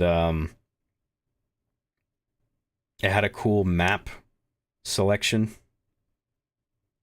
I think I might have preferred Halo 2's actually overall, but Halo 3 had a cool little pool of maps. I didn't like Halo 3, the look of it. Everything looked a little too plasticky. Like all the avatars looked like action figures. It was kind of weird. But yeah, the Halo 3 was good. And then, I mean, it might have just been because I was at a certain age at that point too, where I was just graduating high school and sort of transitioning into the real world with, you know, trying to get a job and college and stuff. And I guess that might have been one of the reasons why Halo 2 was a little more special to me, because I was more... Gaming was more of like a ritual at that point, like a daily thing, where I'd get home from school and just play, you know, go on Xbox Live and stuff. And then around the time Halo 3, it's just like I was feeling nervous because like the real world was coming at me soon, and then I had to deal with that, and I just sort of drifted away from video games a little bit at that point, I think. I mean, only a little bit, but like enough to make me think a little less of Halo 3 than I do of 2. But like Halo 3 was still great. Had a great campaign too. And I felt it like concluded things nicely. I mean, it had a kind of a cliffhanger ending, but it was very much more closed off. It was much more of a closed ending than Halo 2's was. And then after that, I just kind of stopped giving a shit. Although I was like mildly interested, but like I wasn't nearly as into it, Halo, as I used to be. But like I was still looking forward to 4. Cause I knew a bunch of people that had worked on the original games were like moving over to 343 Industries. Like, cause I think Halo 3, well, sorry, they made Halo Reach first. So Halo 3 came out and then Bungie made Reach, and that was sort of their last Halo game. Reach was great. It's probably my least favorite out of the 4 Halo games that Bungie did, but that's not to say that it's bad. I actually really like it. I just had more fun with the other ones. But and then after Reach, I think Bungie then, that's when their contract with Microsoft ended, and then they went over with Activision to do Destiny, I guess. I don't know, maybe I'm getting that wrong. I think that was what happened. And then, so like they had Bungie going off doing that, and then 343 was created to manage the Halo property going forward.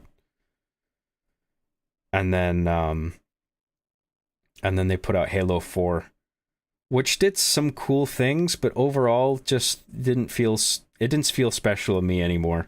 And I'm not sure if it was just the way it played or just because I was at that age where I was distracted by other shit at that point. But I don't think Halo 4's multiplayer is held in high regard. Maybe I'm misremembering it, but I remember playing a bit of it and I was just like, this is okay, but like this doesn't have the hype of like first playing Halo 2 online for me.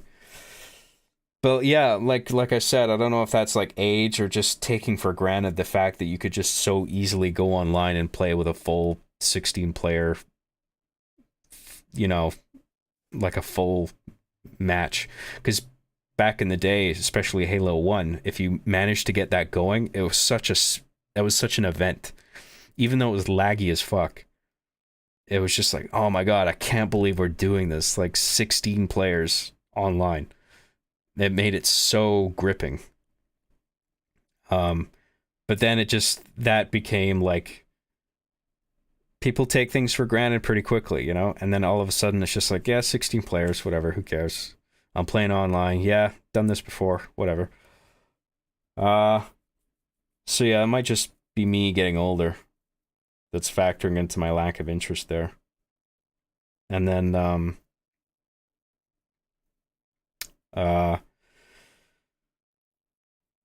I liked some of the campaign of Halo 4. I really liked the idea of Cortana going rampant and sort of going insane, because Cortana has always been the thing that sort of grounds Chief, keeps him sort of...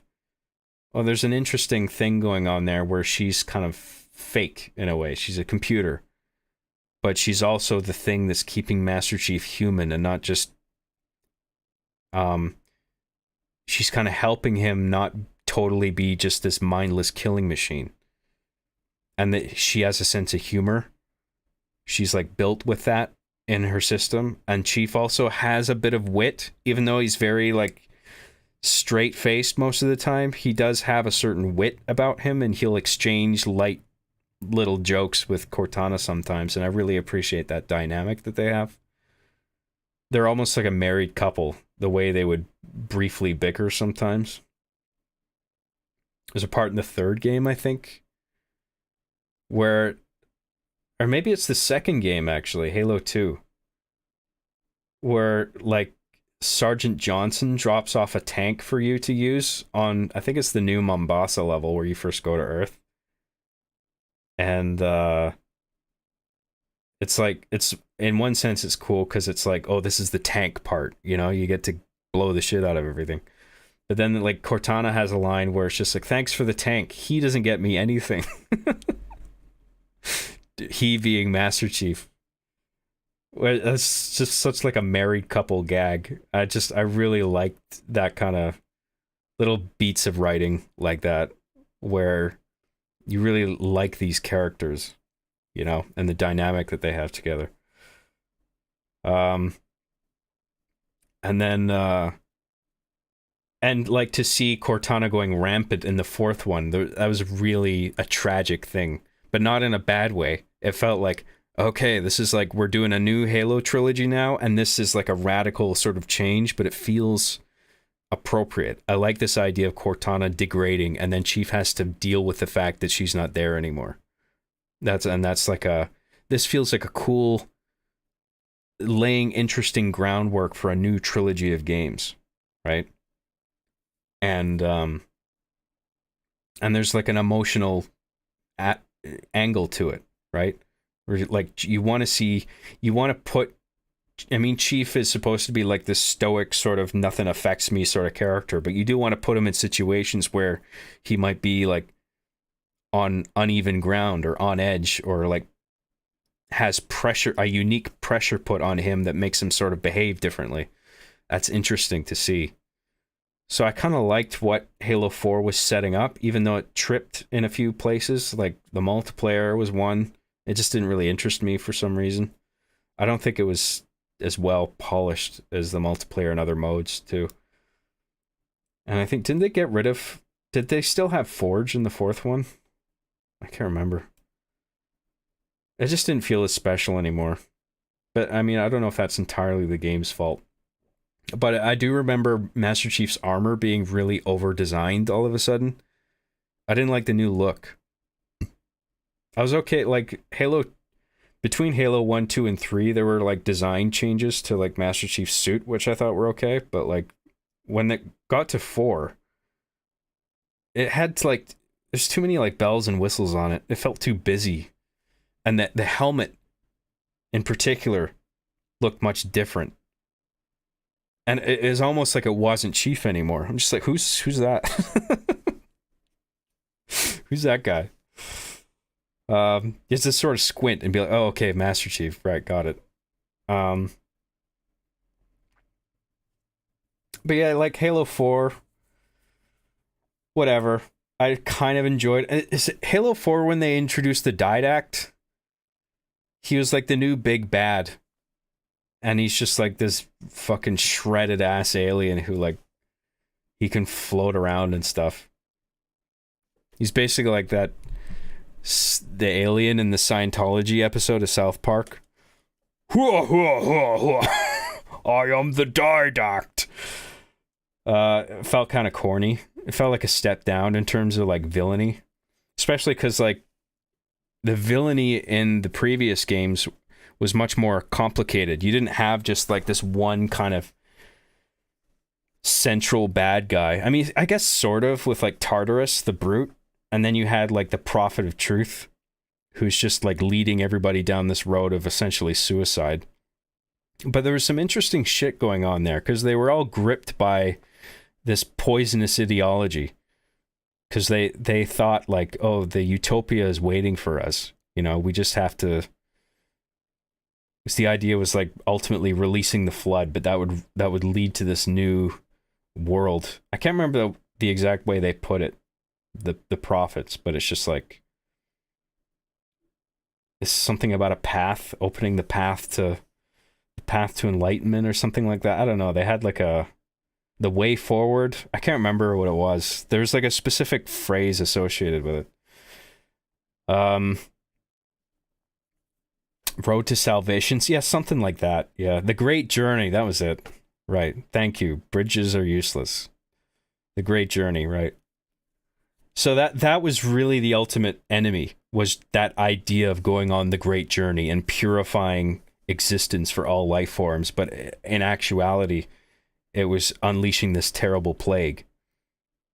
And so it was a fight against the ideology. Like the prophets weren't really in a way they were trying to like save everything because they were so delusional. But they were trying to save their own race and also like all life forms in the universe. They were just wrong about their approach. But then all of a sudden with Halo 4, it was just like, I'm this big, bad, shredded alien dude. Oh, I'm going to kick your ass, Master Chief. And it just felt like a step down. Maybe I'm not being fair enough to it because I don't remember it very well. But I just remember getting that vibe from it where it's just like, this kind of sucks in comparison. If the other games felt more mature. I mean, the High Charity cutscene in Halo 2 is still one of my favorite fucking things I've ever seen. Like, movies, games, whatever. Just like Chief landing on that High Charity platform, like the Covenant base in space, and then he finds that one prophet he's being strangled by a flood form. And he's not even fighting it. He's just like letting it kill him. And it's such a great metaphor for letting an ideology slowly strangle you. You know, where you're looking at the horrific face of it, but you're still so delusional that you're willing to accept this as like, this is the right thing. I'm glad this is happening. Yes, please choke me. Like, that level of delusion I thought was really interesting. And then Chief is just sort of bitterly sort of looking down at him, and he just lets it strangle him at first. Your pal, where's he going, right? And because he has to chase the Prophet of Truth. Like, Prophet getting strangled is one of the other ones. But it's such a fucking badass cutscene. And then it ends with like Cortana, or Chief, having to leave Cortana behind so she can detonate the ship as a failsafe if she needs to. And you can tell simply by the way it's shot that Chief is heartbroken that he has to leave Cortana behind. But of course, he's not the type to ever show that he's like ever in pain or emotional distress. But you can just tell like he doesn't want to leave her behind. And Cortana's saying it's okay. You have to do this. It's such a great little moment that they have. Like, I never saw anything of that kind of emotional profundity in any of the other games. I mean, maybe I guess at the end of Halo 4, Chief and Cortana do have a nice like last conversation, but it felt a little bit forced. I don't know if I'm being fair enough to it. It just didn't feel as special as like Halo 2 or 3 to me. And so like Halo 4, yeah, that was... I remember beating the campaign and being like, that was okay. I wasn't that disappointed, but like, it just felt... I remember thinking like, this isn't like the old games. The old games, like... I feel like Halo 4 is on the decline now. And then something else is gonna take it over. I mean, Call of Duty, right? Halo 2 was at the top of the pile for Xbox Live, and then fucking Call of Duty Modern Warfare, Call of Duty 4 Modern Warfare came out and just claimed the territory, you know? And they were like kind of side by side for a while, but eventually Call of Duty, I think, took that over. And Call of Duty 4 was great, don't get me wrong. And it's like, yeah, I mean, Halo inevitably wasn't gonna stay at the top. I mean, no game ever does. There's always a new game that comes along to like sort of claim that territory of that massive player base, like the mainstream, like the thing that everybody's playing, right? At one point that was Halo on consoles at least, and then it became Call of Duty, and it might still be Call of Duty, to be honest. I mean, I know PC has like Apex Legends and shit, but I think on consoles it's still Call of Duty Warzone is probably the thing. If not that, maybe like PUBG or Fortnite or something. Are those still popular? I'm not sure.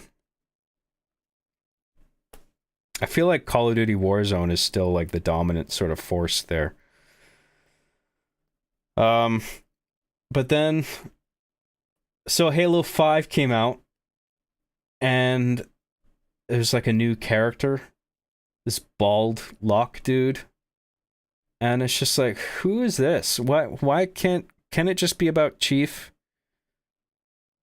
I mean, I wasn't totally against bringing a new character in. I guess you got to do something if Cortana's all of a sudden gone. But I wanted it to focus on just like Chief, like all of a sudden having nobody, or like having to deal with a new AI system as a guide. I did like the idea of Locke as this sort of legendary Spartan hunter. So there was some tension built there. And then they had this fight. Chief fights Locke. And they do this sort of movie thing where they set up this armor lock thing. Not like in the multiplayer mode, but like this thing. It's like a device they set up in an early cutscene where Locke kind of throws it on a guy who is in an armored suit. And it sort of locks their suit down so they can't move. And so you're thinking as an audience member, like, oh, he's gonna fight Chief, and then the tension is gonna be, is he gonna be able to get this thing on Chief's armor and then lock him down, and then Chief can't do anything. And then it sort of builds up to this fight, and you're worried that he's gonna do that, but then Chief evades it. I think he actually reverses, it like backfires. Chief puts it on him, and then Chief leaves. And I remember thinking, oh, that's cool, but like, it's like, okay, so that was just a big payoff for just that little fight, and the whole resolution of it is just like, oh, Chief wasn't locked down by the thing. Cool. And now it just felt like a small, like, it's like Chief's, moseying along the plot, and then it's like he just trips over a rock, and he's like, oh, that was kind of a nuisance, and then just keeps going. Like that, it felt like that was essentially what was happening plot-wise, and it's just like, did we need that? Like, it should have been more, the threat to Chief should have been like a bit greater if you're going to do that sort of thing. I don't know. Maybe I'm just talking out of my ass. I remember being underwhelmed by Halo 5, and it felt divorcing the story between two characters. I remember always thinking, like, what's Chief doing? You know? Like, I don't want to play as Locke. I want to play more of Chief, right? It's like, it just felt like a chore to get through the Locke stuff, to get back to Chief, to see what his side of the story was. I think a lot of people were feeling that. Like, that was a common sentiment. It's just like, we want to play Chief. Like, there's not enough Chief. And there just wasn't enough Chief missions, period. Even just on his side of it. And I guess the multiplayer mode was a bit of an improvement. I mean, I guess it was actually pretty respected too. I think people liked Halo 5's multiplayer overall. But at that point, I just didn't care anymore. I think I was just at an age. It just wasn't that special to me, and I wasn't really... Like, I lost a bunch of my skills. Like, when I played Halo 2 multiplayer, I used to make, like, headshot sniper montages and, like, no-scope montages and shit. Like, I was good. But then all those skills went away, and then I would just go on Halo Online and get my ass kicked. I'm just like, I don't care anymore. This sucks. I got other shit I need to be doing anyway, like studying for college or working on my show, because I think I was working for Machinima at that point. I was fucking busy when I started working for Machinima, like trying to come up with a video every week. That was stressful. So I didn't have a lot of time for just getting lost in a multiplayer mode of whatever game, you know.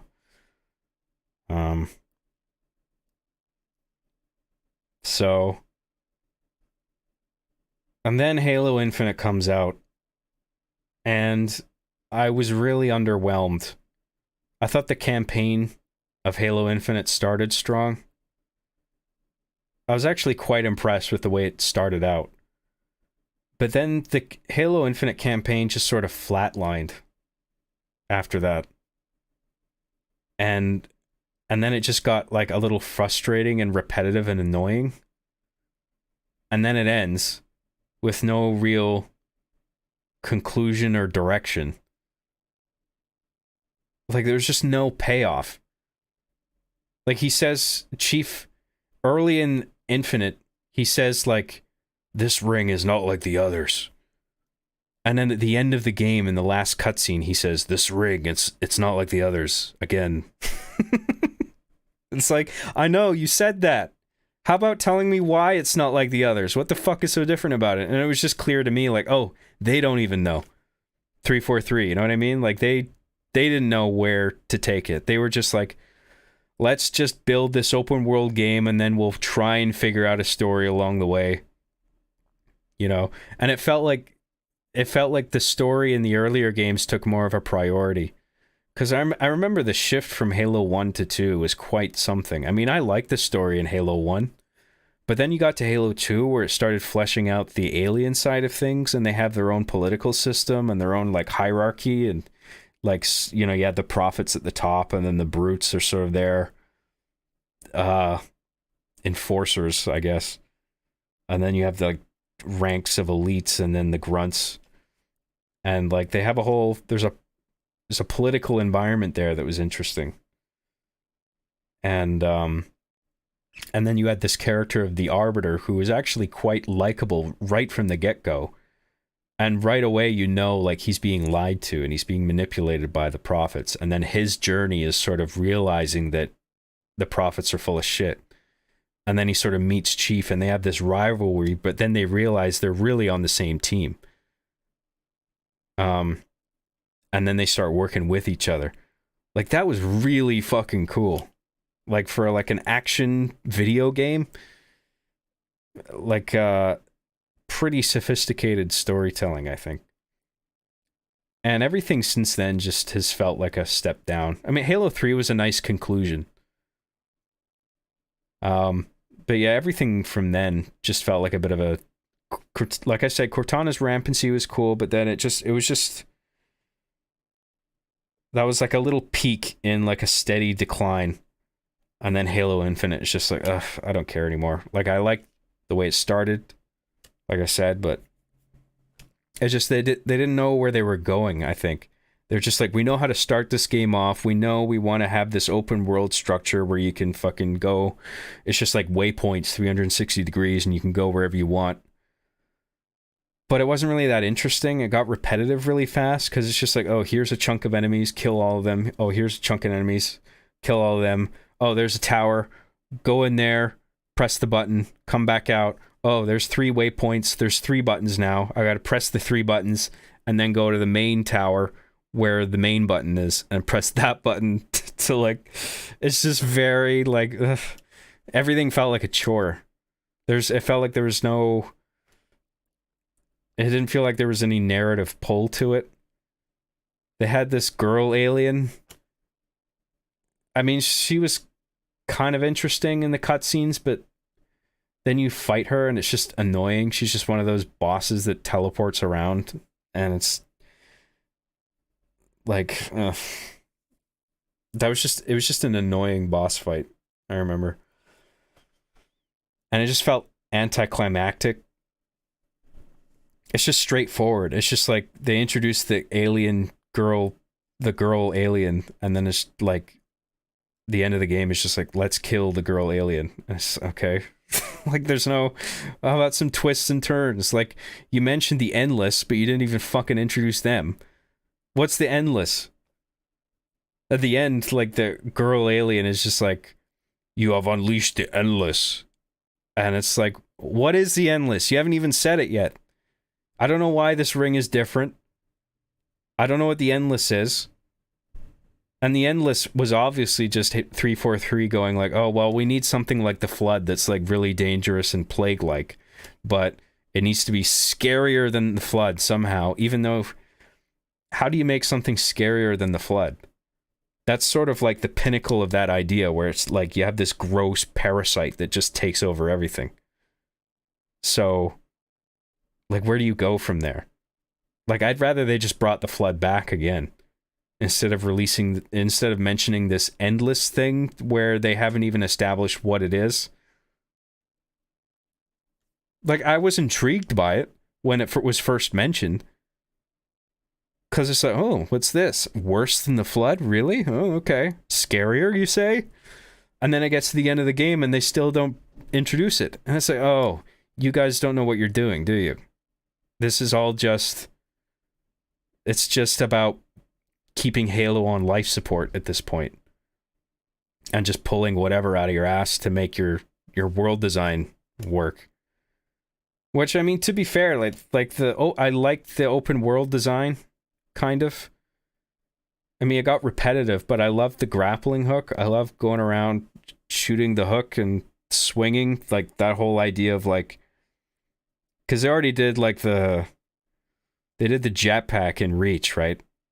And obviously the grappling hook is a step down from the jetpack in terms of like being able to get around quickly to high places, but a grappling hook is more fun to use because there's that whole fulcrum based gameplay. It's kind of like playing Spider-Man, right? Where you're like swinging on like a pendulum and you're sort of timing your jumps so you can maximize your momentum and like forward velocity, and then you take the next shot and swing on a separate thing like that was a fun gameplay mechanic, and that was a smart idea, and it worked really well with the open world design and the sort of all this mountainous terrain that's along this Halo ring. It makes sense to have a thing like that where you can easily navigate mountainous terrain. So like I like that, but yeah, the campaign just got dull by the end. By the end, I was just like, ugh, when is this gonna end? This kind of sucks now. But the multiplayer was okay. But I mean, it didn't have Forge, it didn't have co-op. It didn't have that many maps, I don't think. And then there's the whole free-to-play thing, right? Which is like, it pisses me off, ultimately. But then it's like, why, John? It's a free game. LOL. Why are you complaining about a free game? You don't like free stuff? And it was clear to me from the beginning. I said this on Twitter earlier today. It was clear to me from the beginning that all that was just basically a platform for normalizing microtransactions, right? Because if you make the game free, then you have to monetize it somehow, right? So then you introduce all these cosmetic purchases, right? And then you get an enormous amount, because it's free, you soak in the maximum amount of players because there's no paywall. So you get them playing, and then you introduce all these microtransactions and cosmetics, saying, hey, look at this armor. Remember this? Remember this thing? This is key jangling, basically. Remember this from the older games? Or look at this samurai armor. Isn't that cool? Look at this thing. Wow. And it's just like, oh, I like that. And then, you know, they buy that, and they buy another thing, and they buy another thing. And before you know it, a single person has spent more on cosmetics than they would have for just the game if it was regularly priced. You know what I mean? And that just... And then over, say, like a decade, you normalize that practice of dishing out microtransactions to players.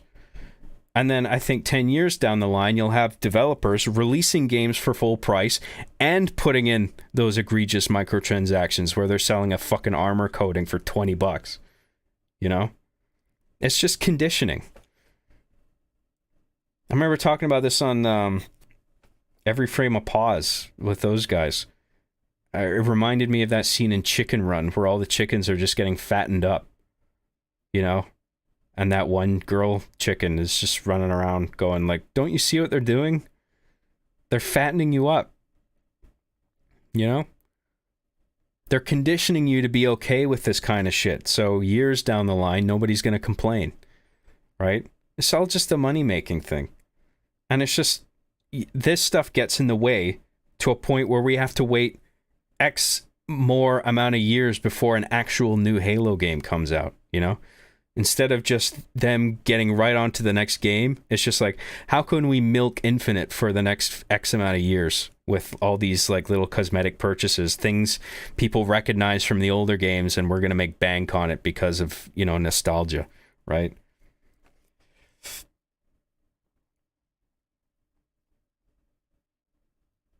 I don't like that. Am I crazy? What do you guys think? Do you agree with me? Do you think I'm full of shit?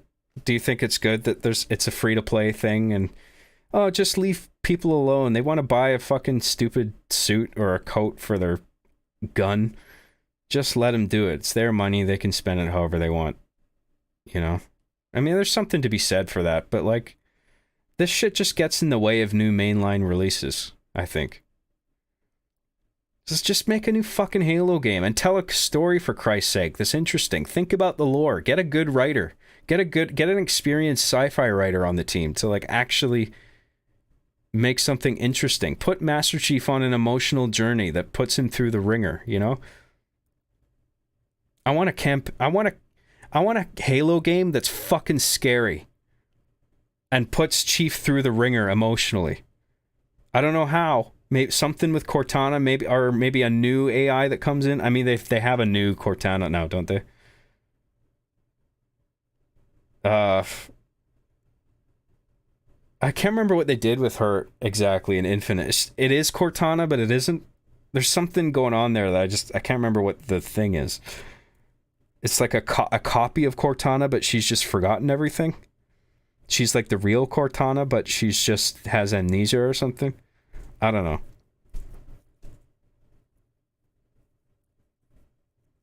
I remember there was a Twitter thread I posted on a while ago. It's just like, name one thing that the Halo franchise is really missing that you wish wouldn't be so neglected. And I said horror. Horror, absolutely. Like, the first Halo game had creepy parts in it. The discovery of the Flood was a great beat in that story, where it's just you realize you're in this figurative viper's nest, and you're just like, oh shit, what have we done? Fuck. And then you fight your way out because you're Chief and you can fucking blast through hordes of Flood. I mean, as repetitive as that level was, it was pretty... What was happening in terms of story was actually pretty cool. Just fighting your way through waves and waves of Flood, trying to get yourself back to the top, the surface of the ring. And then it's like, let's fucking deal with this. Let's put a cap on this before it's too late. And then that's when 343 Guilty Spark abruptly comes in. It's just like, I have the solution. And Chief is just like, okay.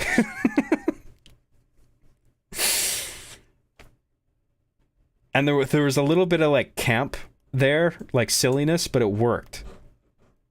Where 343 Guilty Spark, he's just sort of this mumbling, sort of weirdly polite robot. And then when Cortana is just like,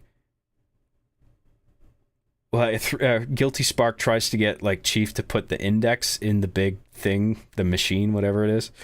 And Cortana's like, hey, stop doing the thing. Do you have any idea what that psycho almost made you do? And then that's when it comes out that 343 was trying to get Chief to activate the ring so the Flood would be released everywhere. And the Monitor is just like, oh, I thought you knew. Sorry.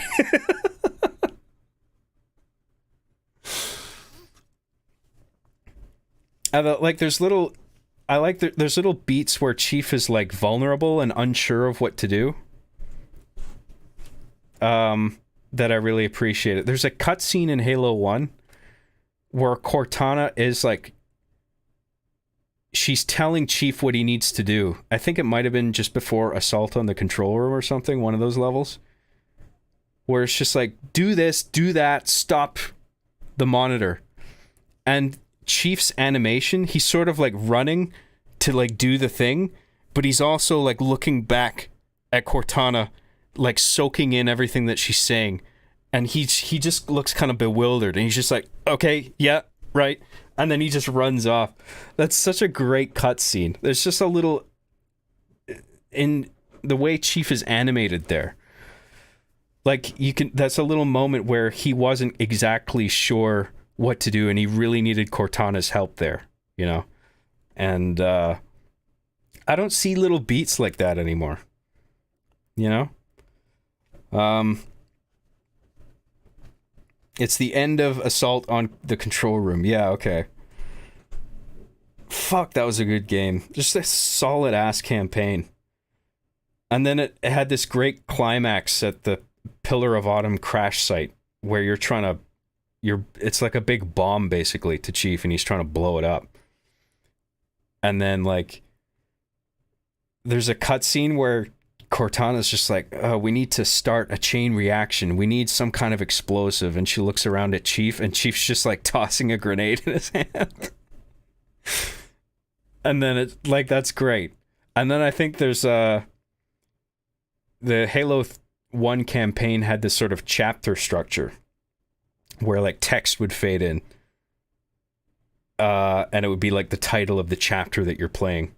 Like it would go letterbox, and then you would see like the text for the chapter.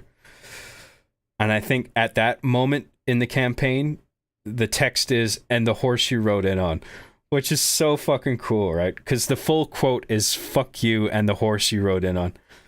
So it's like the key term there that's unsaid is fuck you, right? Because that's what's going through Chief's head in regard to 343, who's kind of like the main enemy at this point, because he's led you down this path of almost killing everything.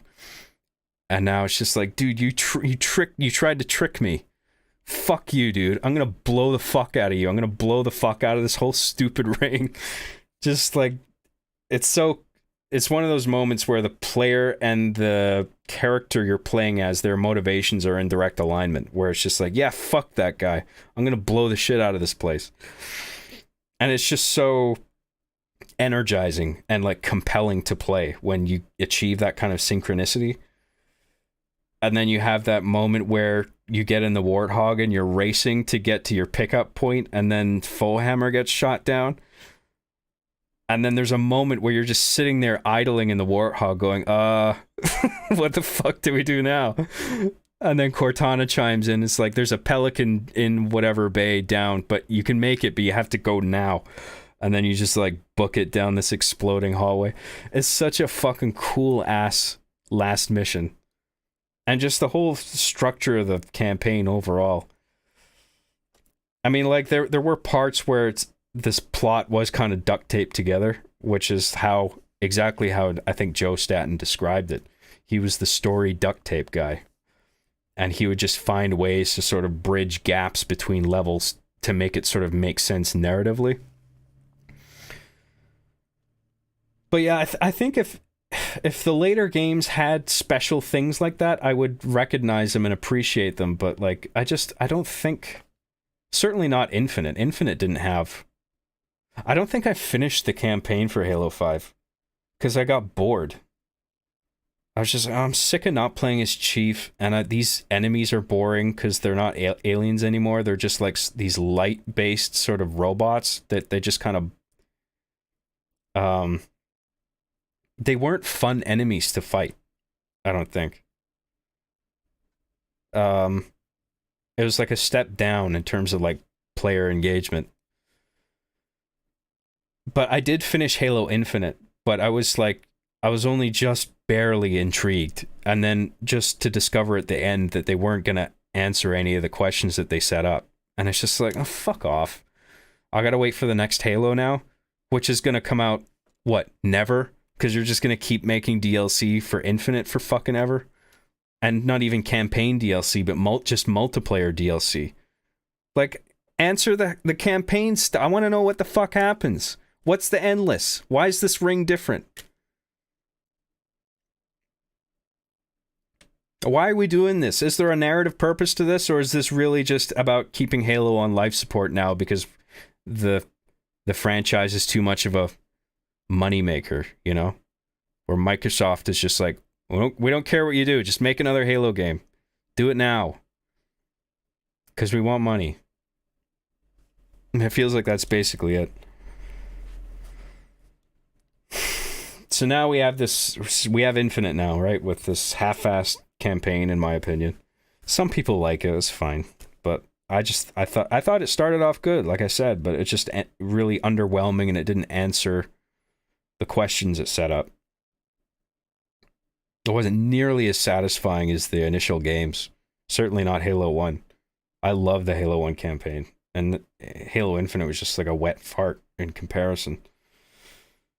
And I mean, I don't mind Halo Infinite's multiplayer. Like they did introduce like for as late as it was introduced, they did bring in, what was it, Co-op and Forge, and they were welcome additions. But at that point, a lot of people were just like, oh, whatever. Like, you missed the window. You know what I mean? You should have struck while the iron was hot. Just delayed the game. Taken the time you need to like integrate those features into the launch. But instead, you fucking launched it half-assed. And then it's like, we have these cool features now. And it's just like, well, I don't really care now. Because I've already played through the campaign. I'm not particularly inclined to go through it again in co-op. I mean, it was already boring. So, I mean, I might get some, I haven't tried it yet, but I might get some mild enjoyment for a little while out of playing it in co-op with somebody. But like, eventually I just be like, whatever, I know what happens. It's just about pressing a bunch of buttons. I don't give a fuck. And so, yeah, we have, I mean, the Forge mode is really cool in Halo Infinite. I actually felt bad after it came out because I was quite harsh on Infinite when I made Master Chief Sucks at Halo Infinite. I had Arbiter go pretty hard on it for being underwhelming. And then the Forge mode came out. I was just like, you know what? This is actually pretty fucking good. Like, all the shit you can do in Forge, the shit you can build, the shit that I've seen other people build. I mean, I've seen maps built with Infinite's Forge that don't even look like Halo maps. I think that's a good thing, too. I mean, you could make maps that look like Halo, obviously, if you want. But I've seen people make maps that just look like somebody's house. Or like I've seen like an oversized toy. It's almost like Toy Story, where you're just playing in this giant kid's bedroom. And it's like as if all the players are little action figures. Like, that's really cool. Like, you can do all this cool shit in Forge. And it's like all you need to do is just download the map data, and then you can go right into whatever custom thing somebody made. And then there's this whole integration of logic scripts where you can write, I don't know what programming language it is. Maybe it's like a proprietary language that's unique, or maybe it's something like, maybe it's like Python or something just like a relatively simple programming language that's probably integrated into the Forge mode. But like, you can write all these scripts for dynamic things to happen in the levels, you know? You remember like the kind of shit where like, I remember Halo 2 had a DLC map called Transit. I can't remember if that's what it was called, but it had a bullet train that would come through really fast periodically. And it was basically like an instant kill. If you were in the way of the train, it would kill you. You could script shit like that into your levels. And you can even have AI. So you can have player versus... Would it be PvE? Like if you're playing like a sort of arena style, like waves of computer enemies sort of thing, that would be a PvE situation, right? Player versus environment.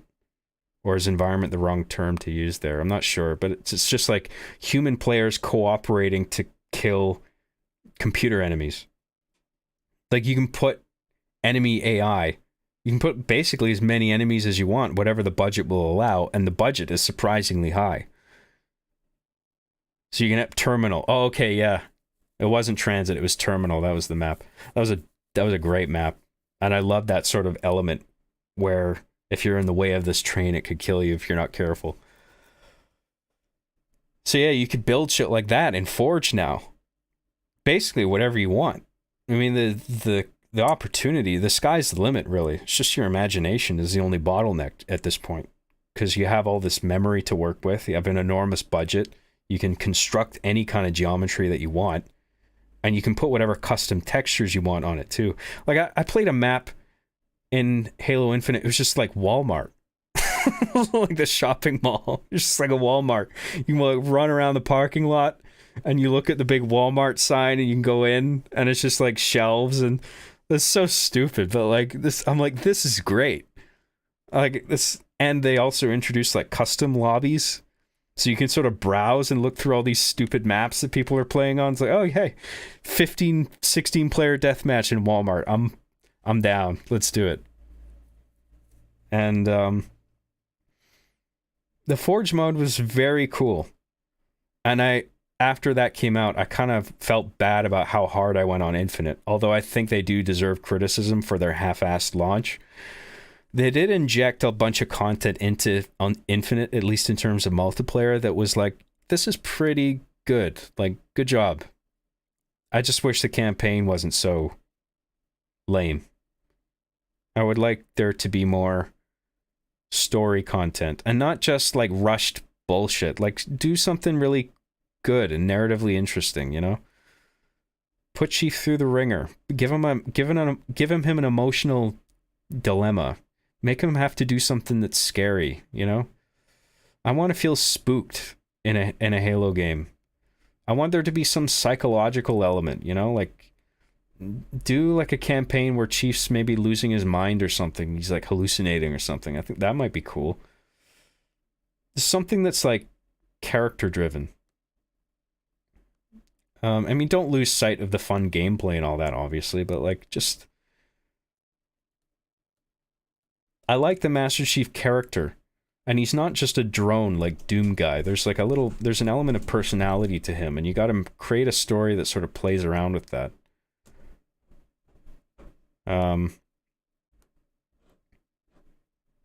But I mean, I heard there's a rumor that there's a new Halo in development, but at that point, that's all it is just rumors.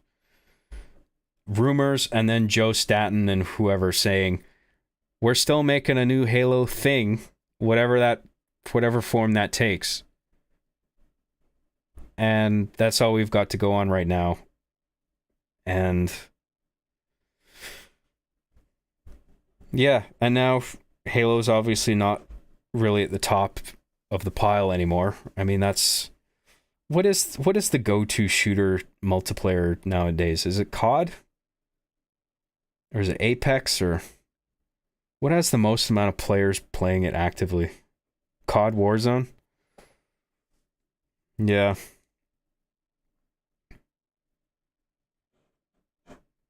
Fortnite? Fortnite still? Oh yeah, they put out like an OG thing, didn't they? Fortnite OG? I mean, I don't know what makes it OG. Because there wasn't a Fortnite 2, was there? So it's like, what do you mean Fortnite OG? You mean the Fortnite that's already out? The fuck does Fortnite OG mean? Oh, Counter-Strike Go? Yeah, I guess. I heard the Counter-Strike 2 is like lame now. I heard it kind of fell on its face. That's a shame, because I thought that was going to be pretty awesome. I liked this sort of the innovation that was going into like things beyond like graphics and bullshit like that. It was just like, we're putting this cutting edge tech into like reducing latency, you know, and like pairing players with each other for fair matches.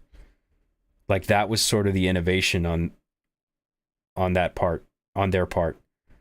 Like it was cool to see them innovating in all these interesting areas that often aren't given a lot of regard. It's because it's always usually just about graphics and shit, or just increasing the player count if they can. Tickless servers, yeah, something like that. And then there was some cool gameplay shit, like the sort of voluminous smoke grenades. So like smoke, for the longest time, smoke from smoke grenades was basically just a big bitmap that would like follow you whatever angle you look at it, or just like a number of crisscrossing bitmaps to sort of give it volume. But now it has like actual volume where the smoke is rendered in these small chunks that can dissipate if it comes in collision with like a bullet. So you can shoot through a cloud of smoke and clear a sort of path that you can see through. I was like, that's pretty fucking awesome. Wow. To add shit like that too, that was cool. But then I heard that people don't like it. I was like, oh, buggy and laggy? That's a shame. I thought they would have really stress tested that before they released it.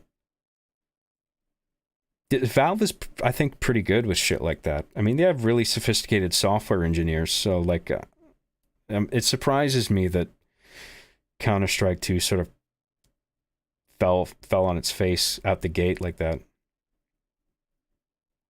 But yeah, anyway, I don't really have much else to say on Halo. I hope you guys enjoyed my little overview of what Halo used to be and what it is now, and kind of the state of Infinite, and like my thoughts on the free-to-play model.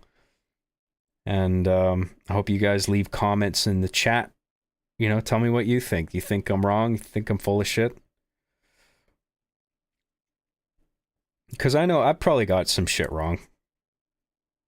I'm probably not being fair in a number of areas. I'm trying my best. I mean, I've played all the games to some degree. Yeah, it's just disappointing, and I want the best for Halo, you know, because I like the game, I like the gameplay, I like the character, I like the world, I like the horror elements that I wish wouldn't be neglected anymore. It's just a cool sci-fi story,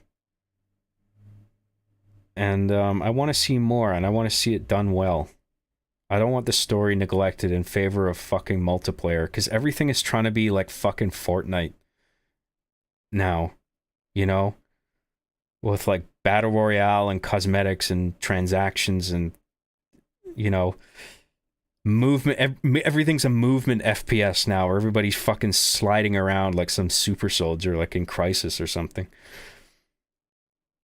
Everything's like twitchy and, you know, twitchy shooting bullshit. So I feel like all multiplayer games are just kind of devolving into that same kind of sludge. I'm not being entirely fair to it. I mean, some of them are fun, but like, it doesn't feel the same anymore. And I'm not sure if it's because I'm getting older or because there actually has been a decline in quality. I definitely think there is some of the latter, but I don't know how much of it is just me kind of not being a kid anymore and just not being able to see it with the same kind of sparkle, you know.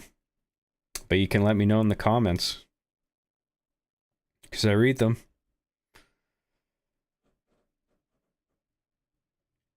Anyway, that's my bit on Halo. I hope you enjoyed it. I hope I at least kept you occupied while you do something more interesting, like jerking off. Oh yeah, what a great podcast. So I guess that's where we'll leave this episode for tonight, because that was quite a topic. I got some other ones, but we'll save those for another day.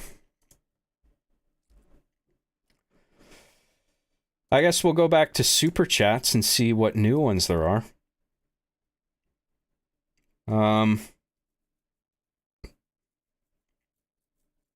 Rio, REAUX for £4.99.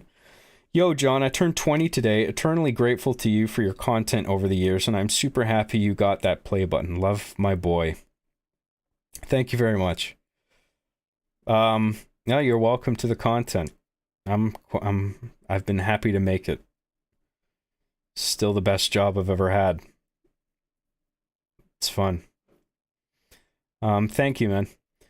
Benji Inabnet for $5 says, "Hey John, was wondering if you could answer a question that's been eating away at me since I saw season 5. What's Claire's cup size / foot size? Because that really matters, doesn't it?" She has giant tits under her armor.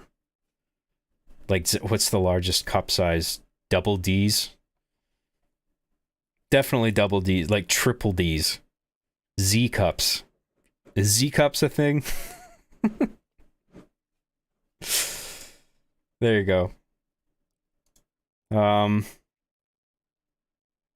Thanks for the super chat. Dalamagnus, sorry, I'm gonna increase the font size here. Dalamagnus for $10 says, "What do you think of the remasters plus new cutscenes?" Oh yeah, I didn't even talk about Master Chief Collection and all that. I mean, Master Chief Collection I thought was a pretty good idea. I had quite a bit of fun with Master Chief Collection recently. Because I was just playing, like, I don't play all the Halos in the Master Chief Collection. Like, I would basically just install the multiplayer modes for Halo 1 and 2 and 3. And then just launch matchmaking, and it would select out of just like those installed games, because I don't really care about 4 or 5 or, well, Infinite's not a part of it, but yeah, just Halo 1, 2, and 3. And there's just such a blast from the past, you know? Just full 16-player games, no fucking around, no lag, really. I mean, all the matches played pretty well. It was just a really nice experience playing Halo 1 in particular. Just the multiplayer mode again on Master Chief Collection. I was impressed with it. Reach, I'm actually, I mean, you would think I would play a lot more of multiplayer Reach, but given that I always use it for my machinima stuff, but I don't know. There's something about the multiplayer I just don't find as compelling as, maybe it's because I'm just so tired of playing Reach, given that I spend enough time in it making movies, that I'm just kind of fed up actually playing the multiplayer mode, which is a shame because I know it's good. It just doesn't have the pull for me that the other ones do. Halo 5 isn't on Master Chief Collection. Oh, okay, yeah, it stops at 4, doesn't it? I forgot.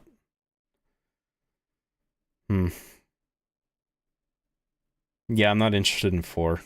I was never really... I mean, I didn't really give it that much of a shot, but I wasn't impressed in the few games that I played. It was okay. It just wasn't quite the same for me anyway. Armor lock. Oh yeah.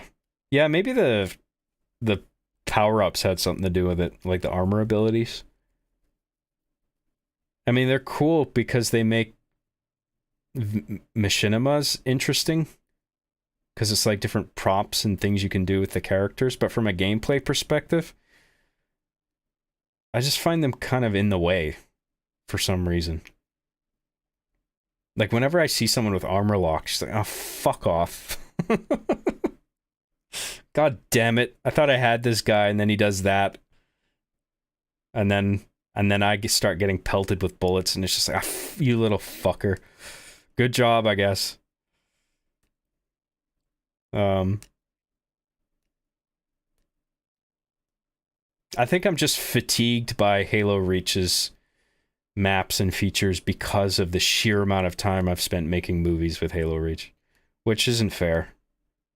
But, you know, at least, I mean, I do really respect the game for what it's helped me do in terms of, like, filmmaking, so...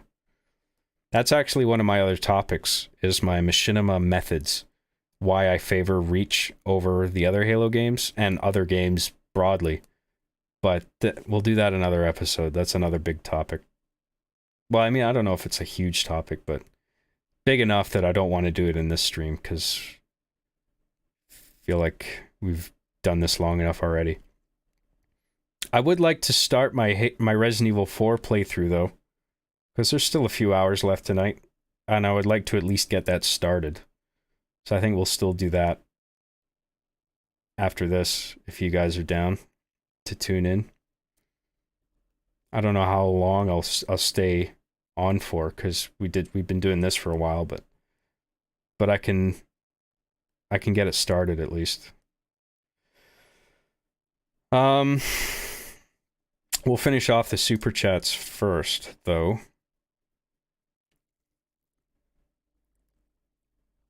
Oh, you were... When Dally Magnus wrote that super chat, I think he was talking about, like, the remastered cutscenes that were done by Blur, which obviously are fantastic. I mean, like I was saying, one of my favorite things I've seen in anything is the cutscene where Chief is on High Charity and he sees one of the prophets getting strangled by the flood form. And it's just like, to see that remastered by Blur Studios, I think is the company. Like, that was just, like, magnificently done. It's like it's so much more cinematic. Just really, real professional job that they did. Um. Oh yeah, and the remasters, like the anniversary editions, where you could switch between the graphics. That was interesting, but it's a shame because I would rather just play with the older graphics the whole way through. Because I felt like something didn't aesthetically match up with what the original game was doing. I don't know. It wasn't that bad, but like I prefer the look and the color palette of everything, like the way it was originally done. Like Halo Combat Evolved, I'm talking about. Like comparing the anniversary edition to the original edition, I prefer the lower polys, the texturing, the colors in the original. I don't think the remaster is terrible, but it's just to me, I mean, obviously it's higher fidelity, but it doesn't feel like a step up overall. I don't know. Anyway, thank you, Dally Magnus. I appreciate it. Bridges are useless. Bridges are useless. For $4.99, no message. Thank you very much. Inferno Rabbit 95 for $1.99 says, "Yo, Daddy Graham Cracker, you played Uncharted series." Yeah. Yeah, those are good. I didn't play the first one. I heard the first one was a bit janky. But then I played the second one because I heard it was like a huge improvement. And then I was like, wow, this is really... I mean, it is quite linear and sort of very set-piece driven. But I'm okay with that if it's well done. And the Uncharted games are probably one of the best examples of like doing sort of linear set-piece driven games. Like it is, for what it is very well executed. It's like very polished. And the stories are cool. And I like the characters are likable. So you're very as linear and kind of simple and as it is, and lacking, you know, any real sort of depth in terms of gameplay. You are at least narratively compelled to like power through it, and it's a fun experience. So I do like those games. 2 and 3 and 4. All of them are good. Well, it's just the first one I haven't played because I heard it was a little rough. But whatever, you got to start somewhere. At least they learn from their mistakes. That's a cool thing.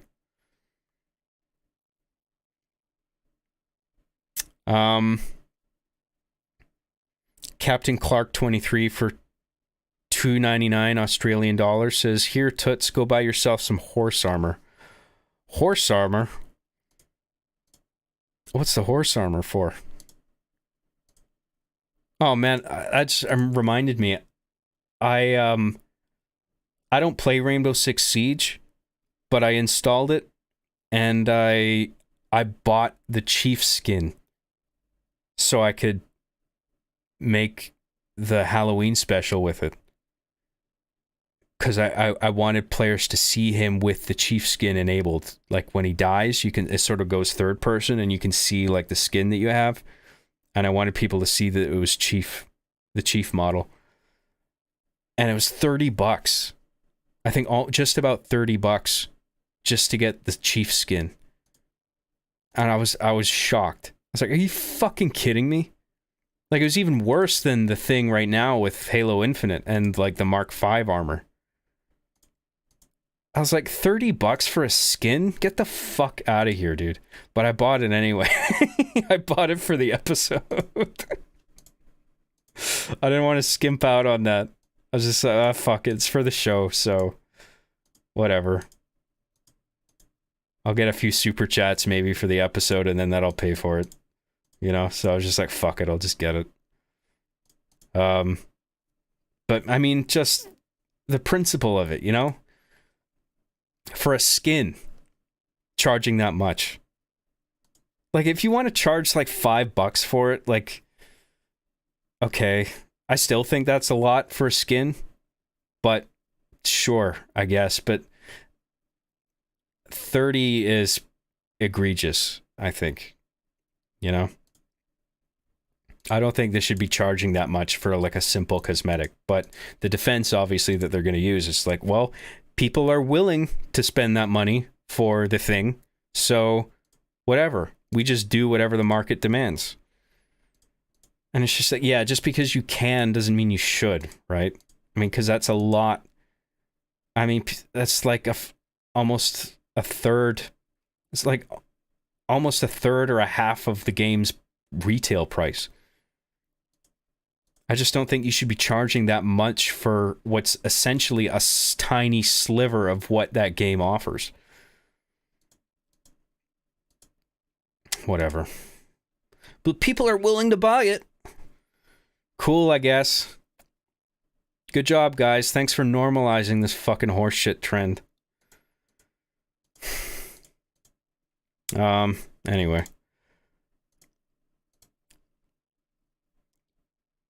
Thanks for the horse armor. Is that Oblivion you're talking about? The horse armor? Saw someone say that in chat. I guess it's referencing Oblivion or one of the Elder Scrolls games that did downloadable. Oh, I kind of remember that. Download, like, DLC horse armor for Oblivion. Huh.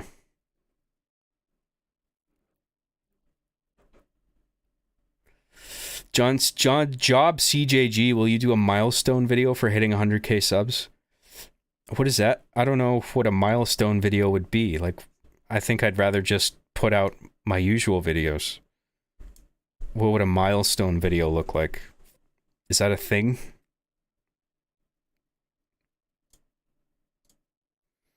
Modern gaming is a joke, bro. I mean, there's still good shit coming out, but I hate these, trends of, like, post-purchase transactions, microtransactions, seasons of content, like paid seasons, season passes. I think this is all kind of horseshit. And it makes me yearn for the good old days of gaming where you just bought a fucking cartridge, a Genesis cartridge, and then it's just like, the game's yours, there's no other shit, you know? There you go. There's the fucking game. And it's been play tested enough that it's probably gonna work.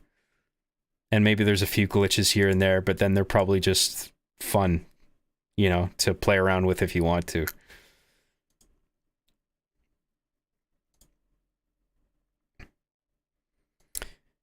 It's cool to see of your Nintendo posters up. I didn't know you loved Nintendo so much. Great to see the love. I don't discriminate, man. I mean, I write the Master Chief character, who's obviously an Xbox fanboy, and Arby and the Chief are both Halo characters. But man, I'm a true gamer, you guys.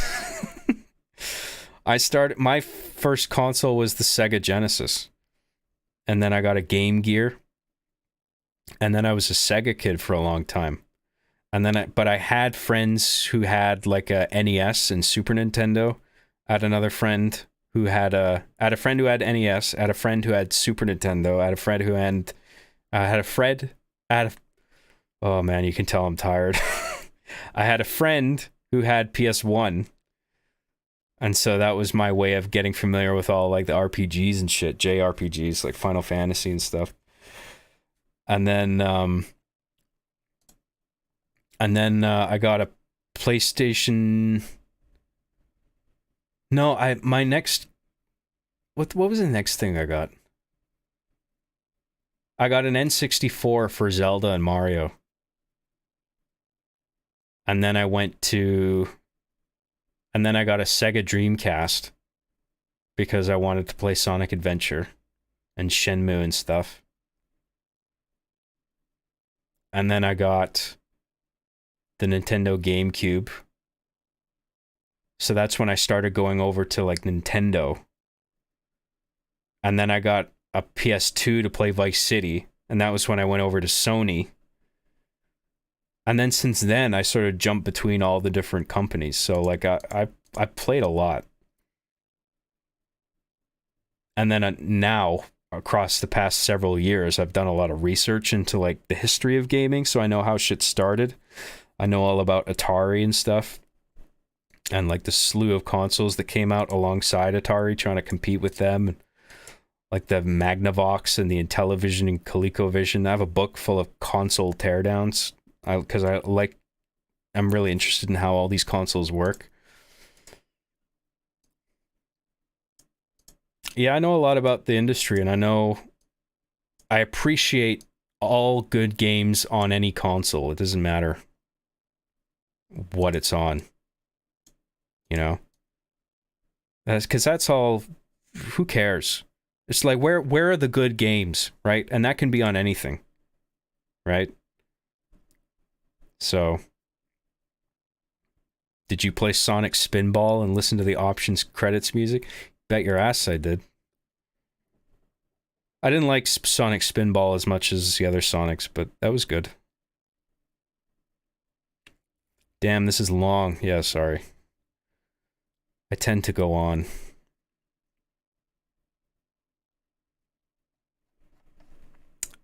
Sonic 3D Blast? I love that game, man. Again, not as good as the other Sonics. Like Sonic 3 and Knuckles is still... Like Sonic 2, Sonic the Hedgehog 2 was my first video game that I can remember for Genesis. And Sonic 3 and Knuckles is still one of my all-time favorites. Just overall, all things considered. I mean, Sonic's not what it used to be, but man, back in the 90s, Sonic 3 and Knuckles has a fucking banging soundtrack.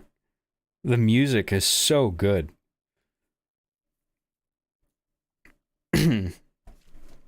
Those old Genesis Sonic games, man, are dope.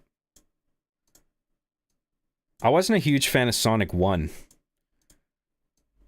It felt like they didn't quite know what they were doing with the character yet, but then when they made Sonic 2, it's just like, okay, now we know what we're doing. Like, this is solid, right? Sonic had the world by the balls at one point. Yeah, I mean, for a character that was essentially created to be antithetical to Mario, where it's just like, let's just do the opposite of everything Nintendo's doing. Mario's red. Okay, we'll make this guy blue. Mario's a human. We'll make this thing an animal, whatever it is, you know? And then Sonic is about speed because we want to show off the processor because our technology is different from Nintendo in that regard. But it actually ended up being really good. Despite that it was just sort of a middle finger to Mario and Nintendo. Blast processing, there you go, yeah. No, they were good, man. And they nailed... I mean, the level design, the music, like, they didn't skimp out on any of that. It was all really well done. So... yeah, I'm a big Sonic fan. Anyway, let's move on.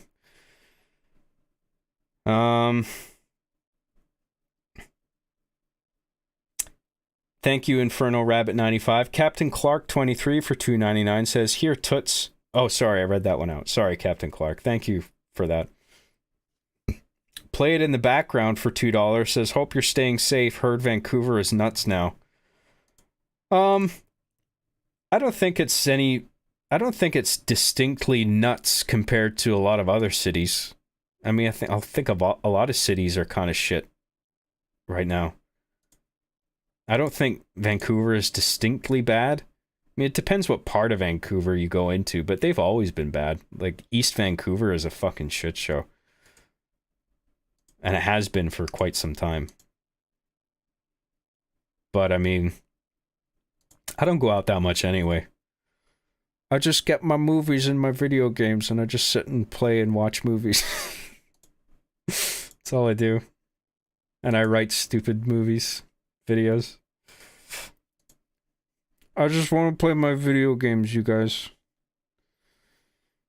Thank you, Played in the Background. Brandon Vancour for $1.99 says, "What do you think of UFOs? Real or psyop?" I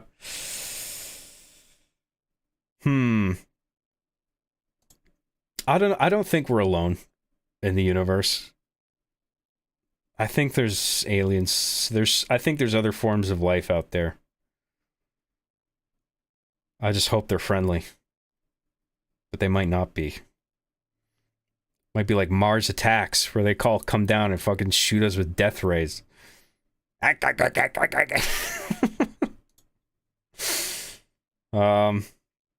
Thanks, Brandon. Thurnis Haley for $2 is where to find the remix to activate from season 8. Oh, yeah, that was a great remix. Is it Chase Benham? I think his name is. You find it on YouTube. Just search for Activate Remix Arby and the Chief in YouTube and you'll find it. It's on YouTube. I know that. That was the last time I checked. Thank you, Thurnis. Yeah, that is a dope remix. I was a huge fan of that track. Did a good job on that. Joe Sturk for $5 says, Job, did you talk about the final Red vs. Blue season yet? Do you think it'll finally be worthy of recon armor? If it is, I'll steal it again. They can't have recon armor. It's mine. All the recon armor in the world is mine. They'll get recon, and then that night, I'll fucking tiptoe in with a fucking striped burglar sweater. Throw it into a bag, throw it over my shoulder. See ya, suckers. Thanks for the recon.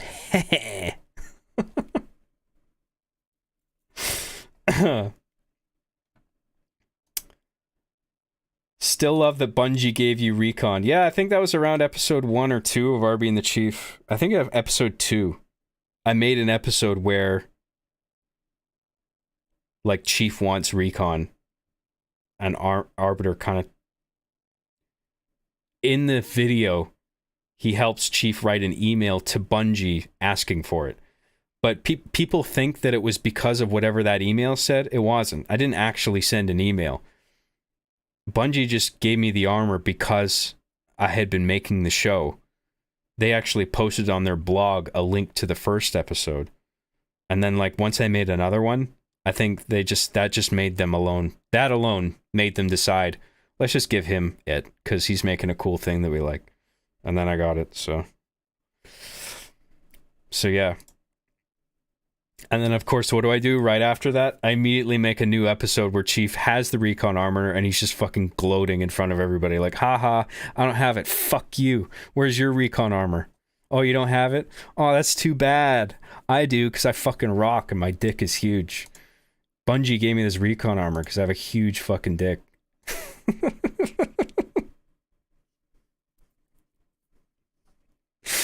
Oh, boy. The final Red versus Blue season, I haven't seen a lot of Red versus Blue, to be honest. I've seen the first few seasons, and I did enjoy them. But overall, it's just not quite my thing. And, you know, Arby and the Chief isn't, you know, the thing for a lot of people that they like. I mean, Red versus Blue has their audience. I have my audience. We're different kind of shows, different kind of audiences, I think, but that's okay. Red versus Blue guys, they probably aren't into Arby and the Chief, and that's fine. I think we do sort of write from different mindsets, from different perspectives. They're sort of immersed in sort of the early seasons of Red versus Blue. I think we're just... Well, no, it wasn't. I guess I was going to say it's more about the actual game, but, like, they had their own unique characters, like Sarge and Caboose and all that, and everybody else, and it was very, like, gag-focused. It was a very light-hearted show, and I wanted to make a show that was a little more, like, had a bit more teeth to it, you know what I mean? And sort of twisted the knife a little bit with some of its joke telling. It was a little edgier, I thought. But that doesn't mean, like, I think Red versus Blue is bad. It's just a bit different. But I didn't tune in for a lot of it. And although I do remember being impressed with, like, when they started doing the mocap That's when Monty Oum started working with them. He had his own like gym basically that was a part of their studio that he worked in to do all the mocap stuff. And it was really impressive, but I do remember thinking that it was a bit over the top. I mean, no disrespect to Monty Oum. I think he was a really talented dude. God bless his soul, rest in peace, all that. It's tragic the way he went. But I do think the combat was a bit over the top. I would have preferred a more sort of, if you're going to do that, have it more like grounded combat where, like if you've ever seen like military operators fighting each other, it's very like goal oriented where it's just like you're trying to disarm or eliminate like the enemy. And when you have both trained people doing that, it can almost be like a dance, but it's sort of very quick and brutal. Whereas the combat in Red vs. Blue, the mocap stuff, was very highly choreographed, like very exaggerated sort of fight movements that are made to fashion to look very sort of crazy. But like, that's not to say it was bad. It was just a little over the top for my liking. Do you know what I mean? It's sort of like Crouching Tiger, Hidden Dragon, sort of, where it was just like, okay, this is sort of like these fight scenes are meant to be sort of a spectacle more than just like a realistic thing. And maybe I guess that is a better fit for that kind of show. But I do remember Red vs. Blue like got more serious. I guess kind of in a way that my show got more serious as it went along. But they kind of went down a different road where like they were taking it more serious in the context of their story, like trying to flesh out their world that they were building uniquely. Whereas I was trying to make it more serious in the sense of like psychologically dissecting people that you would encounter online. Like I was acknowledging the game as a video game, and like the people you're encountering are real people that have issues, you know, like Eugene, for instance, or Adam or whatever. And so I would dedicate entire seasons to just picking apart a single character, figuring out what makes them tick.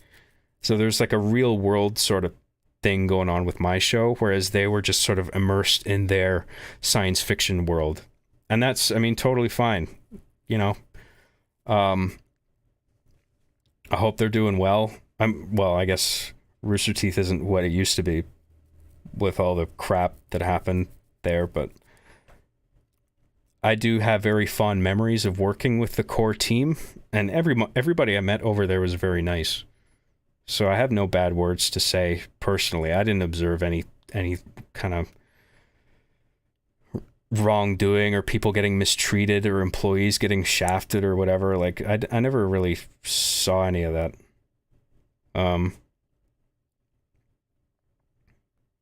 But I think that was before all that went down, when I went to work with them to make those 2 short videos.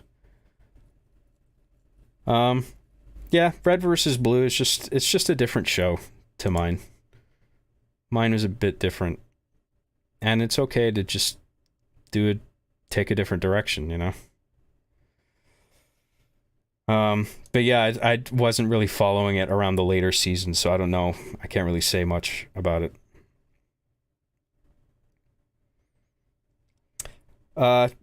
Thank you, Joe Sturk. Turbo Chief for $4.99 says, John, what do you think of the Yakuza games? They're story-based brawler games by Sega with small but tightly packed open worlds. Yeah, I played a bit of Yakuza 0. I'm starting with that one because I think chronologically it's the first. Like, not in terms of release, but like the story. And then also I think it's one of the most highest rated games. So, but I never got far into it, but I just got distracted. It wasn't because it was bad. It was actually quite fun. I love Japanese, like the sort of Japanese video game arcade aesthetic. There's just it has a very unique vibe to it. Like the fonts that are used, the style of like buttons and sound effects, and there's just like an aesthetic quality to it that's really unique and fun. And like the sort of music that gets used, it's sort of like often a sort of jazzy piano sort of thing. Like, and it's hard to describe exactly, but I do like that Japanese gaming arcade quality. It's very unique to like Japanese games, obviously. There's a game I used to play on Dreamcast called Outtrigger. And it's just like a very simple arcade, like arena third-person shooter. And it was totally that sort of thing. It was a Japanese arcade game, basically. It's the kind of thing that you would play in an arcade, almost. Like, what is it?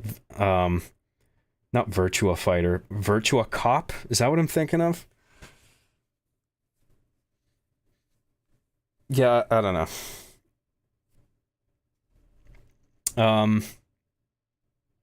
Virtua Cop, yeah. It's like just the way they would do certain like VO.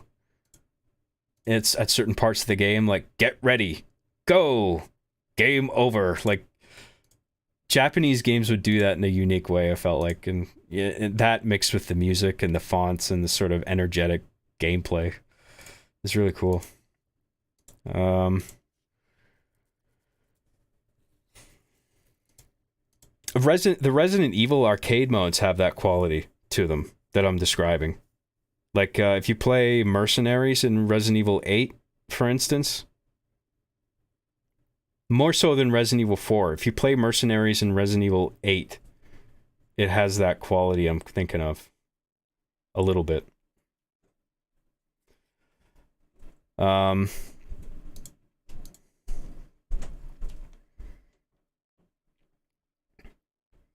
I feel like I'm talking incomprehensible bullshit now. Sorry if I'm not making much sense. Just a little bit tired. Thank you, Turbo Chief. Solar Hypercade for $4.99 says, not gonna lie, it'd be funny if you say the low-tier god speech on stream. Low-tier god? Where do I know that from? Why does that sound familiar to me? I don't even know, but I don't know the speech you're talking about, though. But the name sounds familiar. Yeah, I don't know about that, sorry. But thanks, Solar Hypercane. Captain Clark 23 for $14.99 Australian says, the aspect of self-awareness, or lack thereof, has always been there in Arby the Chief. That's really conducive to existentialism. To me, it always made sense for you to go down that path with the show. I like to think so.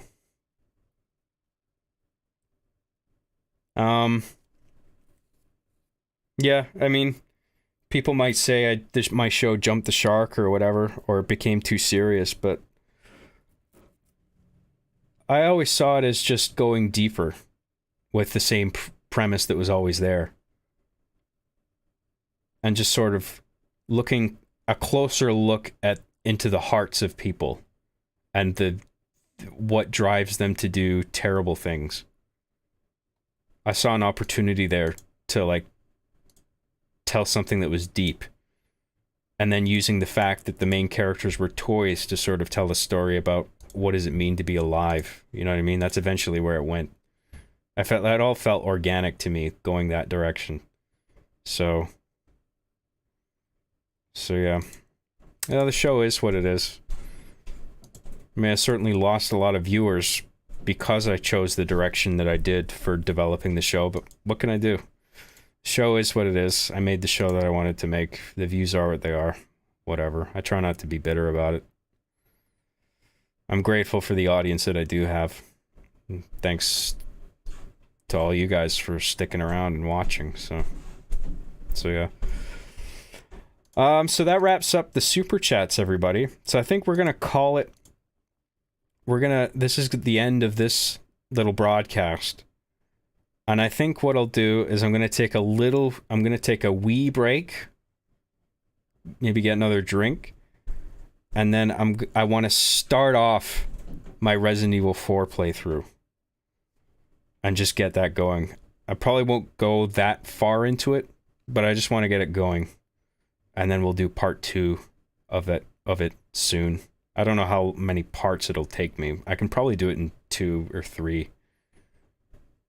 Cause I mean, I've already 100%ed the game, so I know the game inside and out basically. I mean, it's been a few months since I picked it up, but like I'm quite, I don't want to say good because I'm probably gonna fuck up a bunch of times, but I mean, I've beaten it on professional and shit. Like I know what I'm doing. I know where I'm going. So it shouldn't take me that long is what I'm saying. But anyway, I'm going to end the stream here. And then I think I'll come back and then we'll start off Resident Evil 4. So thanks again, everybody, for tuning in. I hope you enjoyed that podcast. I like doing it, and I hope more down the line are welcome on. I think this will be the thing, the pattern where like I'll come on with a topic. Well, I'll come on with a number of topics, and then if they're all short, then I might do a number of them, but I'll probably just do like one per episode. And then the rest of it will just be like dealing with any super chats if there are, and interacting with the chat in general, and then that'll be like an episode, and then I'll take distinct highlights from the streams and turn those into like uploads like I did with my unboxing videos. So yeah. So thank you for tuning in. Thank you very much for all the super chats, everybody. Really appreciate it. It's very nice of all of you to donate all that. And I will see you soon. My Resident Evil 4 stream will follow this. I just got to take a quick break, and then I'll get that Resident Evil 4 stream going as soon as I can. So thank you, everybody. I will see you in the next broadcast. Peace. Where's everyone going? Bingo. Well done. Later, guys.